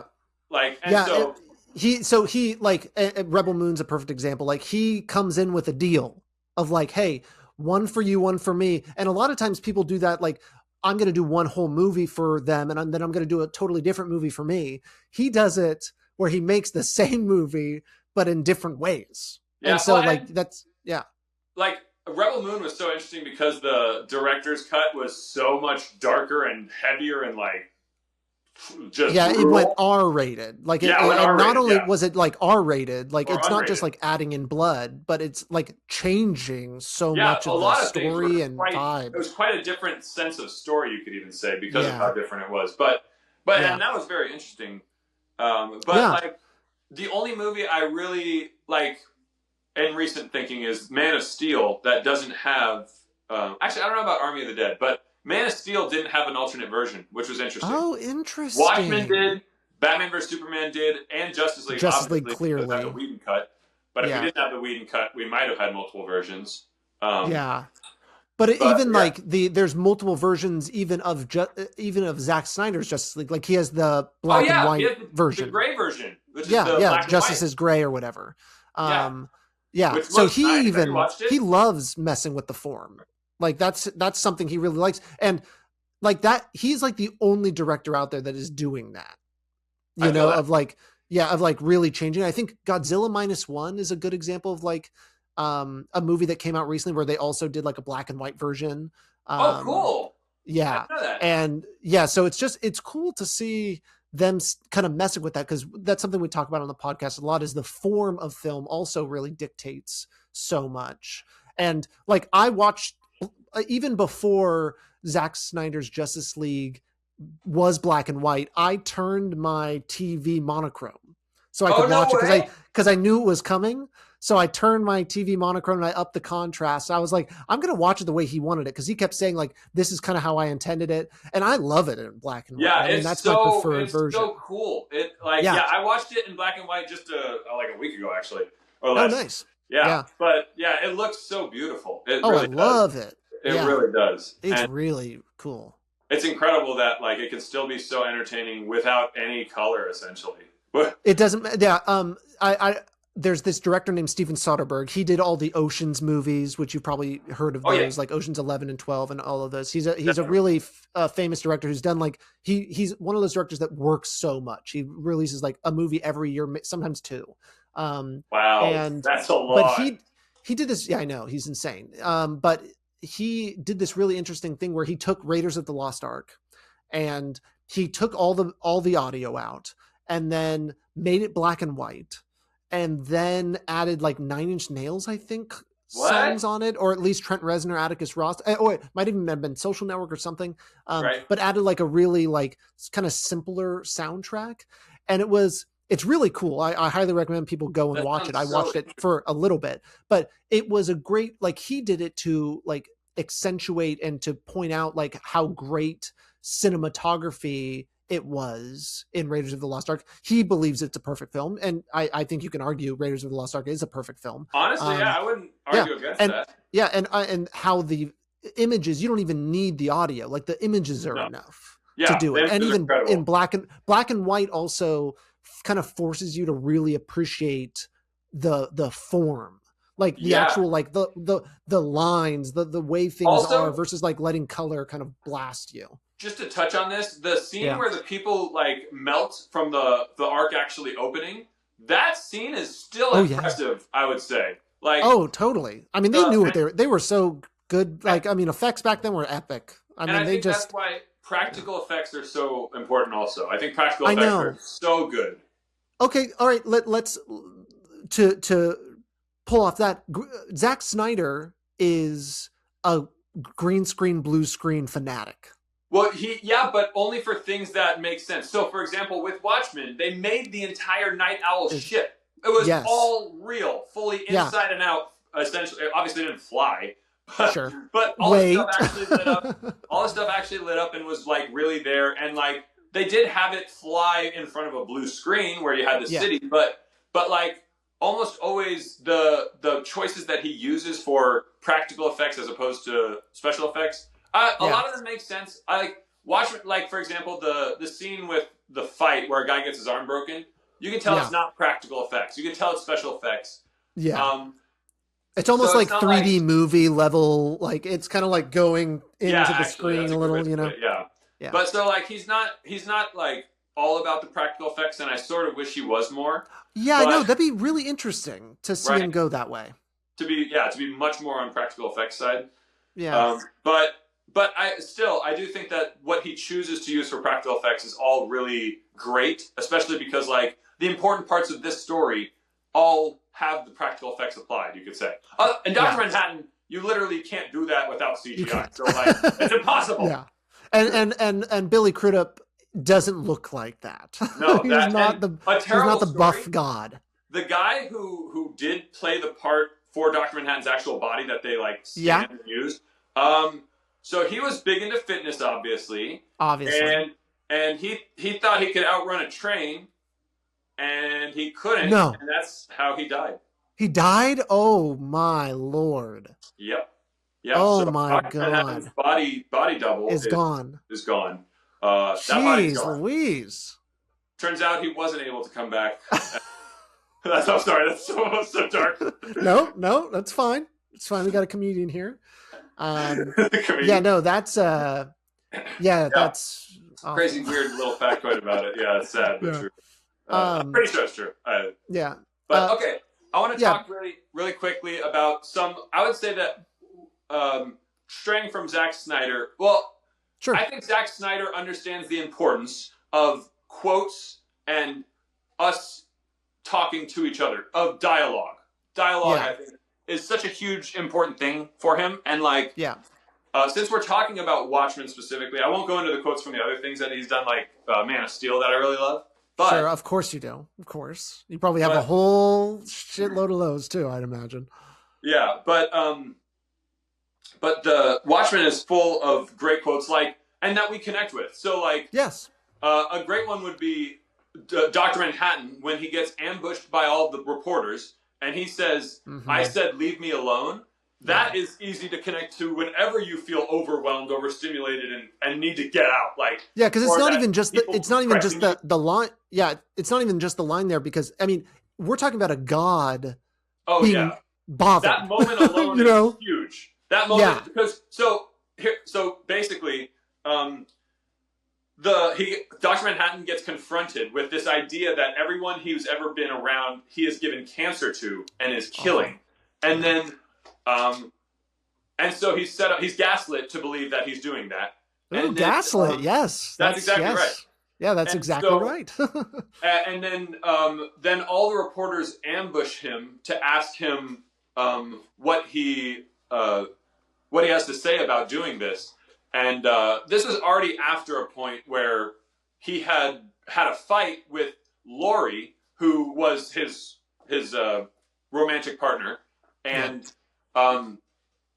she was essentially like his only remaining link to humanity. And so basically, because she walked out on him, he had already been emotionally broken prior to this interview. Then he gets emotionally ambushed with this idea of cancer. So he gets literally so fed up with humanity. He's done. Yeah. And then there's another great quote is, "I'm tired of being caught in the tangle of their lives," which is what he says while he's on Mars, which is something we all can understand as well. Like that. If we could teleport to Mars when shit's going bad, that'd be kind of nice. I'm sure we would frequently choose to do that for some time. Yeah, sometimes you need some quiet. Yeah, and then and then there's there's quotes from other characters too. I would say like Rorschach is a big quote guy that I love. Oh yeah, a big quote guy. Yes. Yeah, well, so like in prison when he's like, none of you seem to understand. I'm not locked in here with you. You're locked in here with me. That is such a powerful quote and such a beautiful turn the tables of what you thought the situation was. Yeah, it's a beautiful twist in some sense, but like Rorschach is I don't know, maybe not initially. I think initially watching it, you don't know Rorschach is going to be able to handle himself in prison, but then he more than handles he makes himself. it very clear. Yeah. And then he has another great quote that's like, "Men get arrested, dogs get put down," which is where there's the shift in his perspective that it's like, I don't even see these people as human anymore because of what they've chosen to do. So he illustrates that with that quote, and then there's this quote when he's being interviewed by the psychiatrist. "From then on, I knew God doesn't make the world this way. We do," which is when he's talking about like that. And he also says, if God saw what any of us did that night, he didn't seem to mind, which is him saying like, look, this is all, if you guys are allowed to do that, I'm allowed to do whatever I want too. Yeah. Which is such this powerful thing. And it's like, it's so relatable.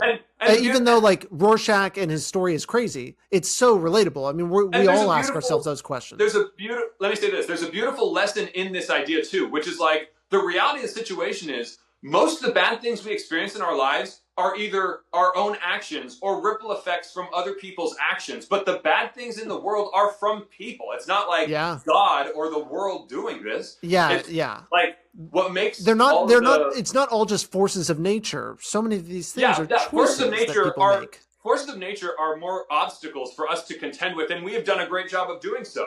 The things now primarily are actually like choices of other people that are what make the world seem bad to us, right? Yeah. Which is such a powerful perspective too. Yeah, it's great, and I mean, that thought plays so much into the story and why Ozymandias has to do what he does. You know, right? Like, exactly. If people are left to their own devices, what happens? Like God has to step in. You know, it's kind of like a crazy thought. If there is none, then you have to assume the role in some sense. Yeah, isn't that fucked up? And Jesus then there's the cost of choosing to do so is that he will forever live with the knowledge that he killed more humans than probably anyone in history. And that he ultimately, and also I love that Night Owl confronts him and says, you haven't idealized mankind, but you've deformed it, you've mutilated it. I love that quote because it leaves you also, the audience again, to decide what Ozzy has done. And leaves Ozzy to think about what he's done without having the contentedness of being like, I just did the right thing. No, what you did wasn't just right, obviously. And Ozzy knew that it wasn't just right, obviously. But he knows also now that other people can see it for what it actually was and not just a noble choice. Yeah, and it's so great. Like he had everyone kind of show up, you know, like he knew for the most part that people were going to be there. Yeah. Like he had planned what to do to try to kill Dr. Manhattan. Because that was also, which is an interesting thing that he tried to do was he tried, and that was like one of the moments that like Ozzy's wrong in his result. Essentially that was an experiment because he's like, look, I have to prepare for an eventuality, and if the eventuality is I have to try to kill Dr. Manhattan, I have to try. I don't know what's going to happen on the other end of it, but the only way that in the past that seems to have worked almost, and maybe not, or let's say the only thing that's happened to him that initiated this ability was the chamber, what's that chamber called? Do you remember? It's the particle. No. Yeah. Oh, you're talking about where Dr. Manhattan becomes Dr. Manhattan? Yeah. It's the intrinsic field center. So if an nice. intrinsic field center, big brain. Yeah, if in the intrinsic field center is what created Dr. Manhattan, then maybe it takes something like a reverse intrinsic field center to try and theoretically destroy him, or something that is the same like intrinsic field center again. I'm going to ask a question. I don't know if you have the answer, because part of me is still like, it's surprising that in a movie where Ozzy's never wrong, he is, or like he's running an experiment. You could also say, so is there any world where he was like sucking up Dr. Manhattan's power to use it, and then Dr. Manhattan reformed himself? I think that that's actually a really good question. If I had to speculate, I think that speculate. He doesn't understand the exact conditions enough of Dr. Manhattan's formation to believe that he could recreate or assume those powers himself. Yeah. So I think ultimately what the intrinsic field center, not intrinsic field hallway that he created, I think that was not even necessarily to kill Dr. Manhattan, but perhaps just to slow him down.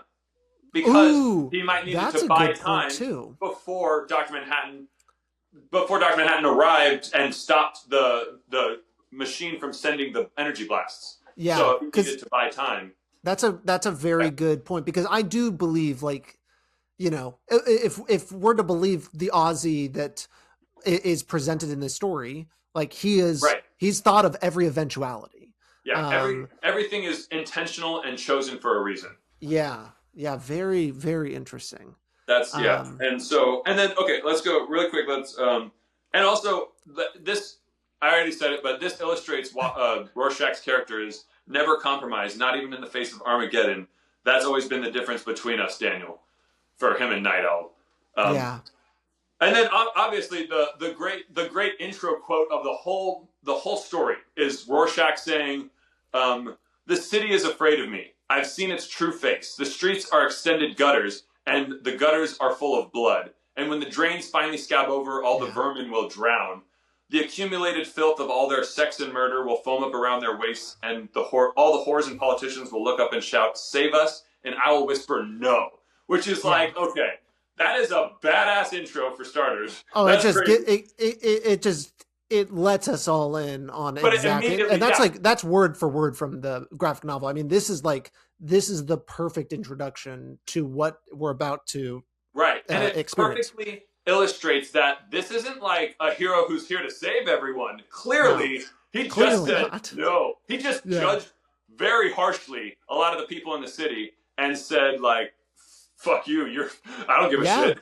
Like, you made your own hell." So now, and so I mean, it's also a great thing. Like, anyone that's going in being like, "Oh, I'm about to watch a superhero movie," it's like, "Oh, the superhero doesn't like people, doesn't want to save people." It's superhero. Yeah, it's kind of fucked up. It's just so clearly showing like we've evolved past what people think a superhero is.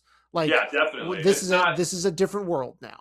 And also it's like, because superheroes are idealized versions of people. They're not real. Yes. They're like, if we only had our good qualities and none of our bad somehow. Superman obviously being like the best example of that. Right, exactly. Yeah.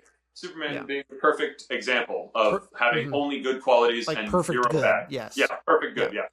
So basically it's like that hero idea is disconnected from reality already. Therefore, to try and make these heroes human, you have to give them flaws, right? Yeah. And so I think it's beautifully chosen flaws for each character, but like Rorschach is a very great flawed perspective to display as well, because it's such a believable perspective. Like we don't see this perspective per se ever, but it's possible. You feel the reality of. And here's the other thing. These characters, obviously, they're characters, but each of us has moments in life where we exhibit traits of characters, right? And so it's like there could be a moment where you are like Rorschach, where you literally only see one way and you're ready to freaking destroy. Furious. Yeah, totally. So it's like maybe the characters are very much like that continuously, but that's a momentary part of what being human is. Mm-hmm. So, and that's what I really do like also about the story. But yeah, the quotes are a huge thing. Dr. Manhattan, Ozymandias, comedian, and Rorschach all have incredibly great quotes. There's still good quotes from the others, but the best ones are from them. I know, yeah. All of those like really conflicted characters, because Oh yeah, Night Owl and Silk Spectre are they're kind of like the characters that we relate to the most. I would say they're the most like grounded human they're the characters, most and everyone else normal is kind of people. wild. Yeah. Yeah. So it makes sense that all of the other cast of characters, the wild cast of characters, they set this absolutely insane bar of like, all right, we're gonna drop some epic quotes. And speaking of setting the bar, I think that the actors who played the characters in the movie did phenomenally well. I think each of them played incredible. I couldn't imagine it really better, to be honest. And especially Rorschach, like, oh my god. Oh, it's perfect. Nailed it. It was so impressive. Yeah. And especially because in the comic, you see the text bubbles for Rorschach, and they're distorted kind of, and you're like the outer edge is not. Yeah, there's a gravel weird about it, but you don't necessarily understand it. And the adaptation in the movie is incredible. How it makes total sense, like of what that would be. Yeah, it's interesting. The other thing, just to speak on Rorschach, because I think Rorschach is the most. There's that example, and there's one other of like that you can really only do in a comic book, but then they found a way to do it in the movie. Is like every frame in Watchmen, his mask has a different Rorschach test on it. Yeah, that's a great point. Yeah, and so the movie had to do something about that, and so they had to explain how that works. Exactly. So right. Like, and not even like explain visually. It in a physical sense, but like visually show what it is. And so it's interesting. It's constantly moving, and I don't know, like, there's no other way you could have done it. Like, I guess you could have, like, in every shot have changed it, but it's like, all right, we're going to just have this flowy. And so it also has an interesting quality to it. Knowing that the mask is CGI, it looks quite good for a CGI mask. I got to say, like, it's pretty good. There's some, I mean, CGI has just gotten so much worse as time has gone on for a number of reasons. Marvel being the biggest one, where they just take up so much space and oxygen out of they got to get these movies out really fast. Here's what on a side note, I want to say though, I guess a flaw in the story of the movie is that it doesn't explain why Rorschach's mask moves, which we find out in the story of the book that he stole a designer dress that was a one-of-a-kind dress that had 2 layers of fabric, and between them had ink. And then basically you assume that because either his face is symmetrical or because of the heat patterns from his skin that they would change. But basically, they show him that it moves it based on that. Oh, interesting. I forgot about that. And I'm pretty sure that it's based on where the heat would be in your face would make the most sense. Like that. Why it's moving continuously, or just that.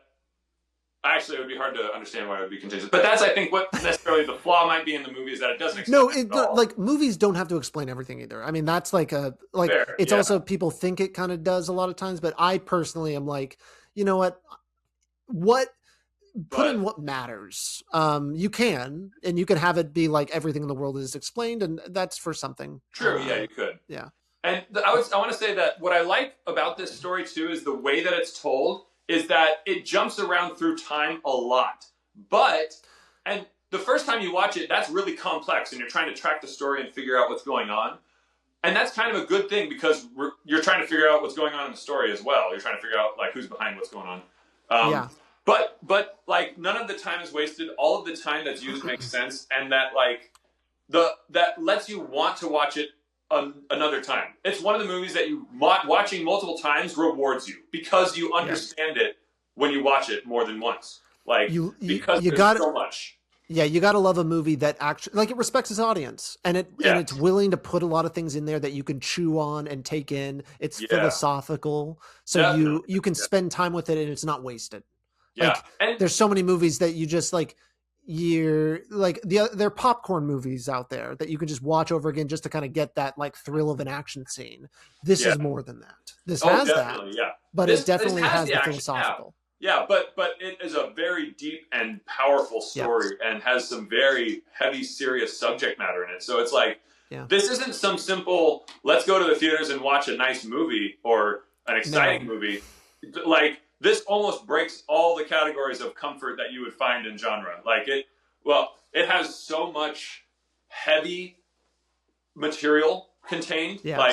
Like cancer, just so much. Yeah. There's so much. Yes. Yeah. I mean, it's the whole gambit of the human experience in a lot of ways is right. And all the crimes of humanity are kind of all in this. Yeah, that's true too. Yeah. It's definitely big on all the different like types of crimes and ways. That's the realism added in, is like, hey, all these characters got to deal with that shit too. And it also kind of explains how they would deal with those things. Yeah. Yeah, I think so. And, I feel like there was even mafias portrayed in the story, even in the movie. Like there was like the gangsters that were at there's the different gangs in the city, and there's the Knot Tops who killed the original Night Owl, and so I think that like it does so much on so many different levels, like Moloch, and I don't know, there's so much contained within the story that watching it multiple times is rewarding, because you will discover new things a lot of times, or you'll have something to think about if you're picking up on what's in there, kind of a thing. Yeah. So yeah. It's great. I have one kind of final question for you, Danny. Okay. This has been a great conversation. I'll also say, is there anything else you want to add about Watchmen before I give you your big final thing? I would say that here's what I think. I think Watchmen should essentially act as the prequel to the Zack Snyder Justice League trilogy, that eventually, after the next, in theory, there could be another Justice League movie where Darkseid comes to Earth and battles, whatever. I see where you're going with this. But I think that if I could reach out to Zack Snyder, I would tell him, here's what I think the greatest idea ever could be, is that you make a movie where Dr. Manhattan and Darkseid are forced to battle in some sort of way, because they're both extra-dimensional beings with the like omni-level power sets that are practically seemingly unbeatable. And so basically, when you have the two most powerful DC characters able to battle, then you can make Watchmen a prequel for the Zack Snyder trilogy of Justice League, which that's the universe Dr. Manhattan created, leaving the end of the story Watchmen. Jesus Christ. And honestly, like there could be another Justice League movie or not, regardless. After that or not, you could have the story be finally Darkseid and Dr. Manhattan have a confrontation, which has never been done in comics ever. And or obviously on film, obviously. And so like that's something that comic book fans have never seen, which could be a huge profitable idea. Yeah. And I imagine like with Christopher Nolan and Zack Snyder and all their writers working together, they could come up with an amazing story. Still. Because even Dr. Manhattan doesn't have to be human anymore. Like he assumed the human form. Yeah. They have really entire creative freedom because this story doesn't exist. You know what I mean? Yeah. So they could do so much with it. And one last thing I want to do is I want to show something. I'm going to get up for a second. And, I'm going to grab something to show and tell. Okay. All right. Bring it on. Is this my graduation cap from college, which is a combination of like my favorite things, which is the Superman logo with the comedian button, and then at the top there's the Dr. Manhattan hydrogen atom, which nice. One of the best Dr. Manhattan quotes is, "If I'm to have a symbol, it shall be one I respect." As he's burning it onto his head. Yeah, as the marketing boys are trying to come up with a logo for him. So realistic to have like that, like to be thing. Like a god, and then be like, how do we market this? Right, thing? We gotta market exactly. It right. So realistic. Yeah. I totally agree. Yeah. So like nice. I just wanted to show my own creative artistic project that was combining my two favorite properties, which is Watchmen and Superman. That's why I know you definitely have to come back to talk Superman. I think I you'll will. be the Yeah. perfect person to talk to about all things Superman, and then we can also zero in. Yeah. I, Absolutely. I'd I love to. I Okay. wanted to Hit me with a a question. nice cool down question, just a cool down. Okay. What do you remember for what? I guess there's two things. One, what's your earliest film memory? Whoa. Earliest film memory. Yeah, can you remember like a really early movie you watched as a kid that was like that hit you and it really sticks out? Like the Take your time. first movie. Honestly, I think like it had to have been either. Oh, dude, it had to be the farthest back I can really remember being super significant was Treasure Planet. Actually. Ooh, nice. We did an episode on Treasure Planet. That's a good Oh one. yeah, yeah. I Yeah, love that we movie. love that. And honestly, like that's like I saw it before it was released in theaters because my dad sort of He's got was, he's yeah, connected. connections. we And won't dox him. We won't dox we him. won't dox But him, he's we won't got dox him. connections. Yeah, but yeah, we watched it before it was released in theaters, and like that's even awesome. then, when they hadn't finished the animation, it was such a good story, and I just like loved it. And It's so good. and aside from that, like Titan AE came out around a similar time, Oh, nice. Yeah. and prior to those, I guess there were very few movies, but like Huh. the Batman movies that preceded in like the Oh, 90s. the animated ones, or the Michael no, not Keaton even- ones. Okay, and if animated's included, then it might be Batman Beyond: Return of the Joker, possibly. Yeah, I remember that was a That's big one one of for you. But And but Mask no, of the like, Phantasm too, right? What? Mask of the Phantasm as well, wasn't that Oh a big one for you? yeah. You're right. Yeah, that too. Yeah. I don't know when that one came out though. But Yeah, all but 90s. like I but think yeah. it was what was his freaking name? Who is the Batman that? It's not Val Kilmer. It's not George Clooney. It's Oh. who was in the recent Not Michael Flash Keaton? movie? Michael Keaton. Michael Keaton. Yeah. I think the Michael Keaton Batmans were actually one of the ones that like I watched. Oh, dude. Okay, wait. You know what? I'm tapping think into I- something. Oh Here's what I God. realized. The movie that I remember watching the most is Yes. the movie It with Oh. Tim Curry Oh because God. that was What the first movie hell? that gave me nightmares. And that you was watched it again and again? No, I didn't watch it again and again. I watched it Oh, you once just remember? Okay. and I then thought- never forgot. Ah, yes. Yeah. So like, and that was at one of my first sleepovers. Oh my God, that's messed up. Yeah, That's messed up. that was messed up. But Um, it's hard to say what like my first movies that really imprinted on me were, but those are some of them. Yeah. You think on it. And then my last question is: do you remember when you watched a movie and it felt the first time you watched a movie and it really felt like it meant something? Like I talk to people and it's like, what movie did you kind of realize like movies could be more than just like this thing on a screen? Like, Yeah, do you well, remember? honestly, I honestly do think that Watchmen's the answer to that question. Because, like, literally before Watchmen, there were movies that like scared me, for example, and that connects with you, but that doesn't connect with you on like in a deep way that like was like, what did I just see? That was incredible. I don't even know entirely, but I know it was incredible. Like, Yeah. So I would say Watchmen when we saw it when we were freaking like what. We were young teens. Yeah, 2009. So I was 17. And you would have been. I was 15. 15. I was 15. Yeah. Yeah, And that. like Yeah. My like 2007 was like my first like theater watching experience where I was kind of like blown away. I watched There Will Be Blood. I don't know if you've ever seen that. Oh if wow, ever watched yeah. together.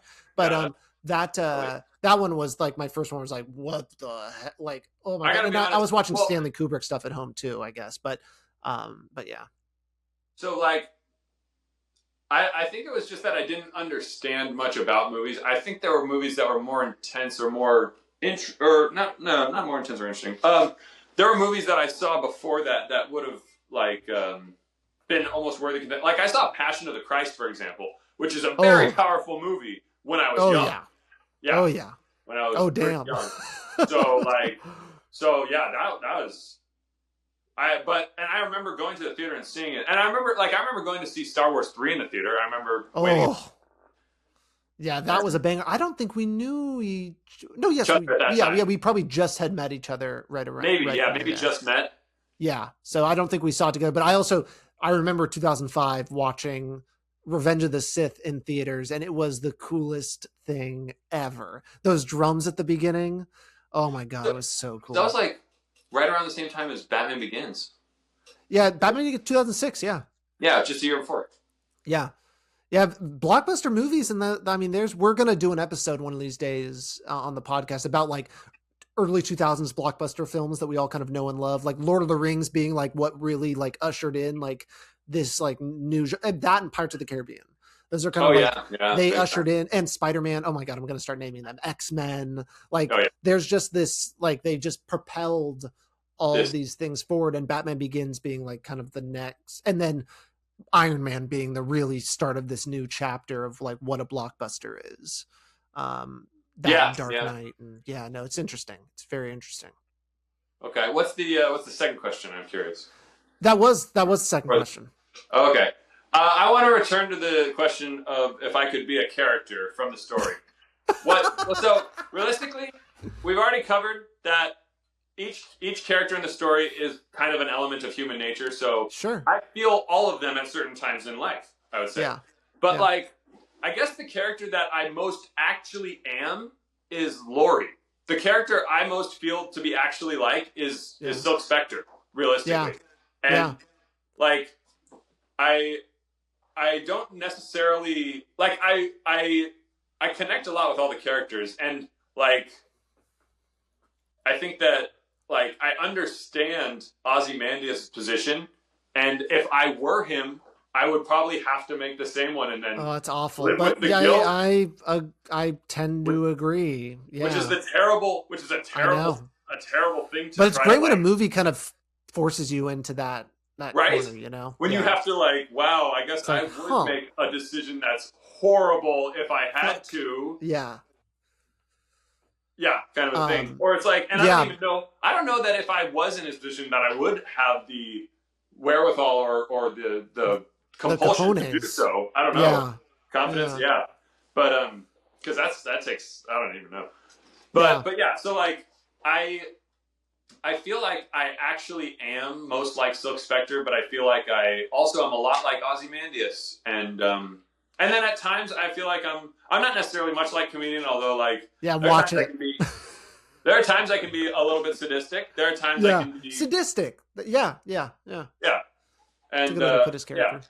Yeah. And then there are times I could be like Rorschach, where I see black and white, and there's times I can feel like Night Owl, where I feel like I've lost what made me valuable in the world, and now I don't have a purpose anymore. You know? Yeah, like you peaked way back when. Like so many people have those thoughts of like, I think about that too. I'm just like, did I peak?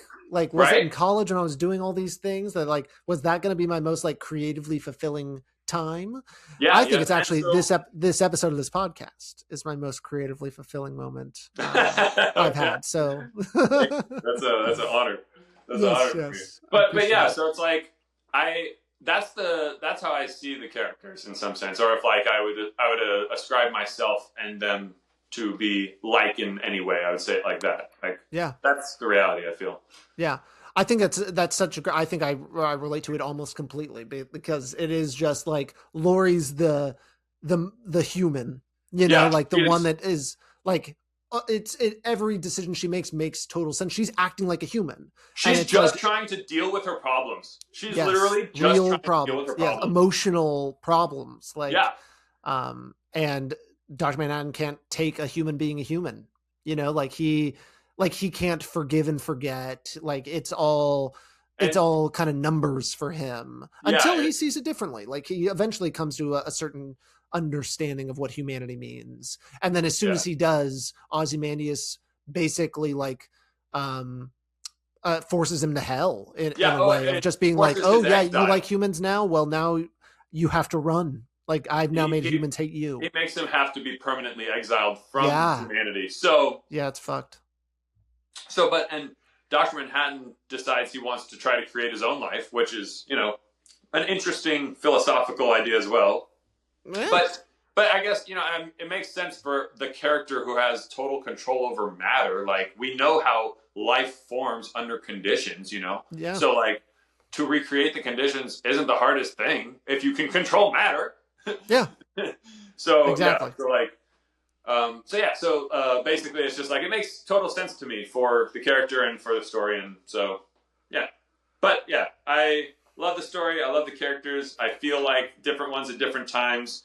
And I think that they all represent us human beings more than we want to admit. Yeah. I don't know. After this conversation, I don't feel like you like Watchmen that much. I don't know. Not that much. It's more like, do you love getting put on timeout? You have to learn. Yeah. And so it's like, oh yeah, I hate to go here and talk about, I think about it too, as like, I asked you to talk about this again. And I could imagine you being like, oh man, that sucks. I got to talk about my favorite thing again. No, I was so glad, especially because I had thought of that idea that it's like, that like Ozymandias, what was it? Do you remember what I said earlier? That was the difference. It was like, with great power. That's the thing.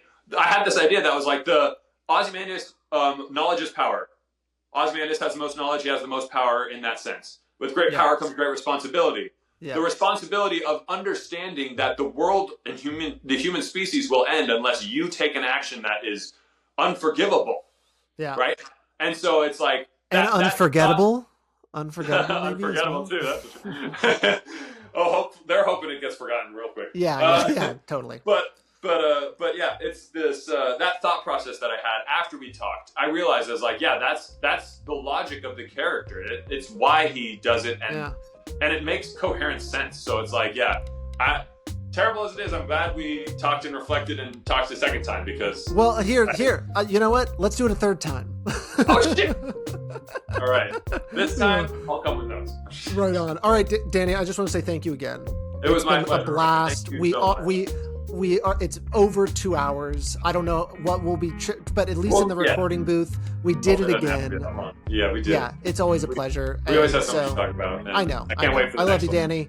I love you, Ryan. You're one of my best friends. And folks at home, we'll see you next time. That's a wrap. Bye-bye. Bye-bye. Thank you.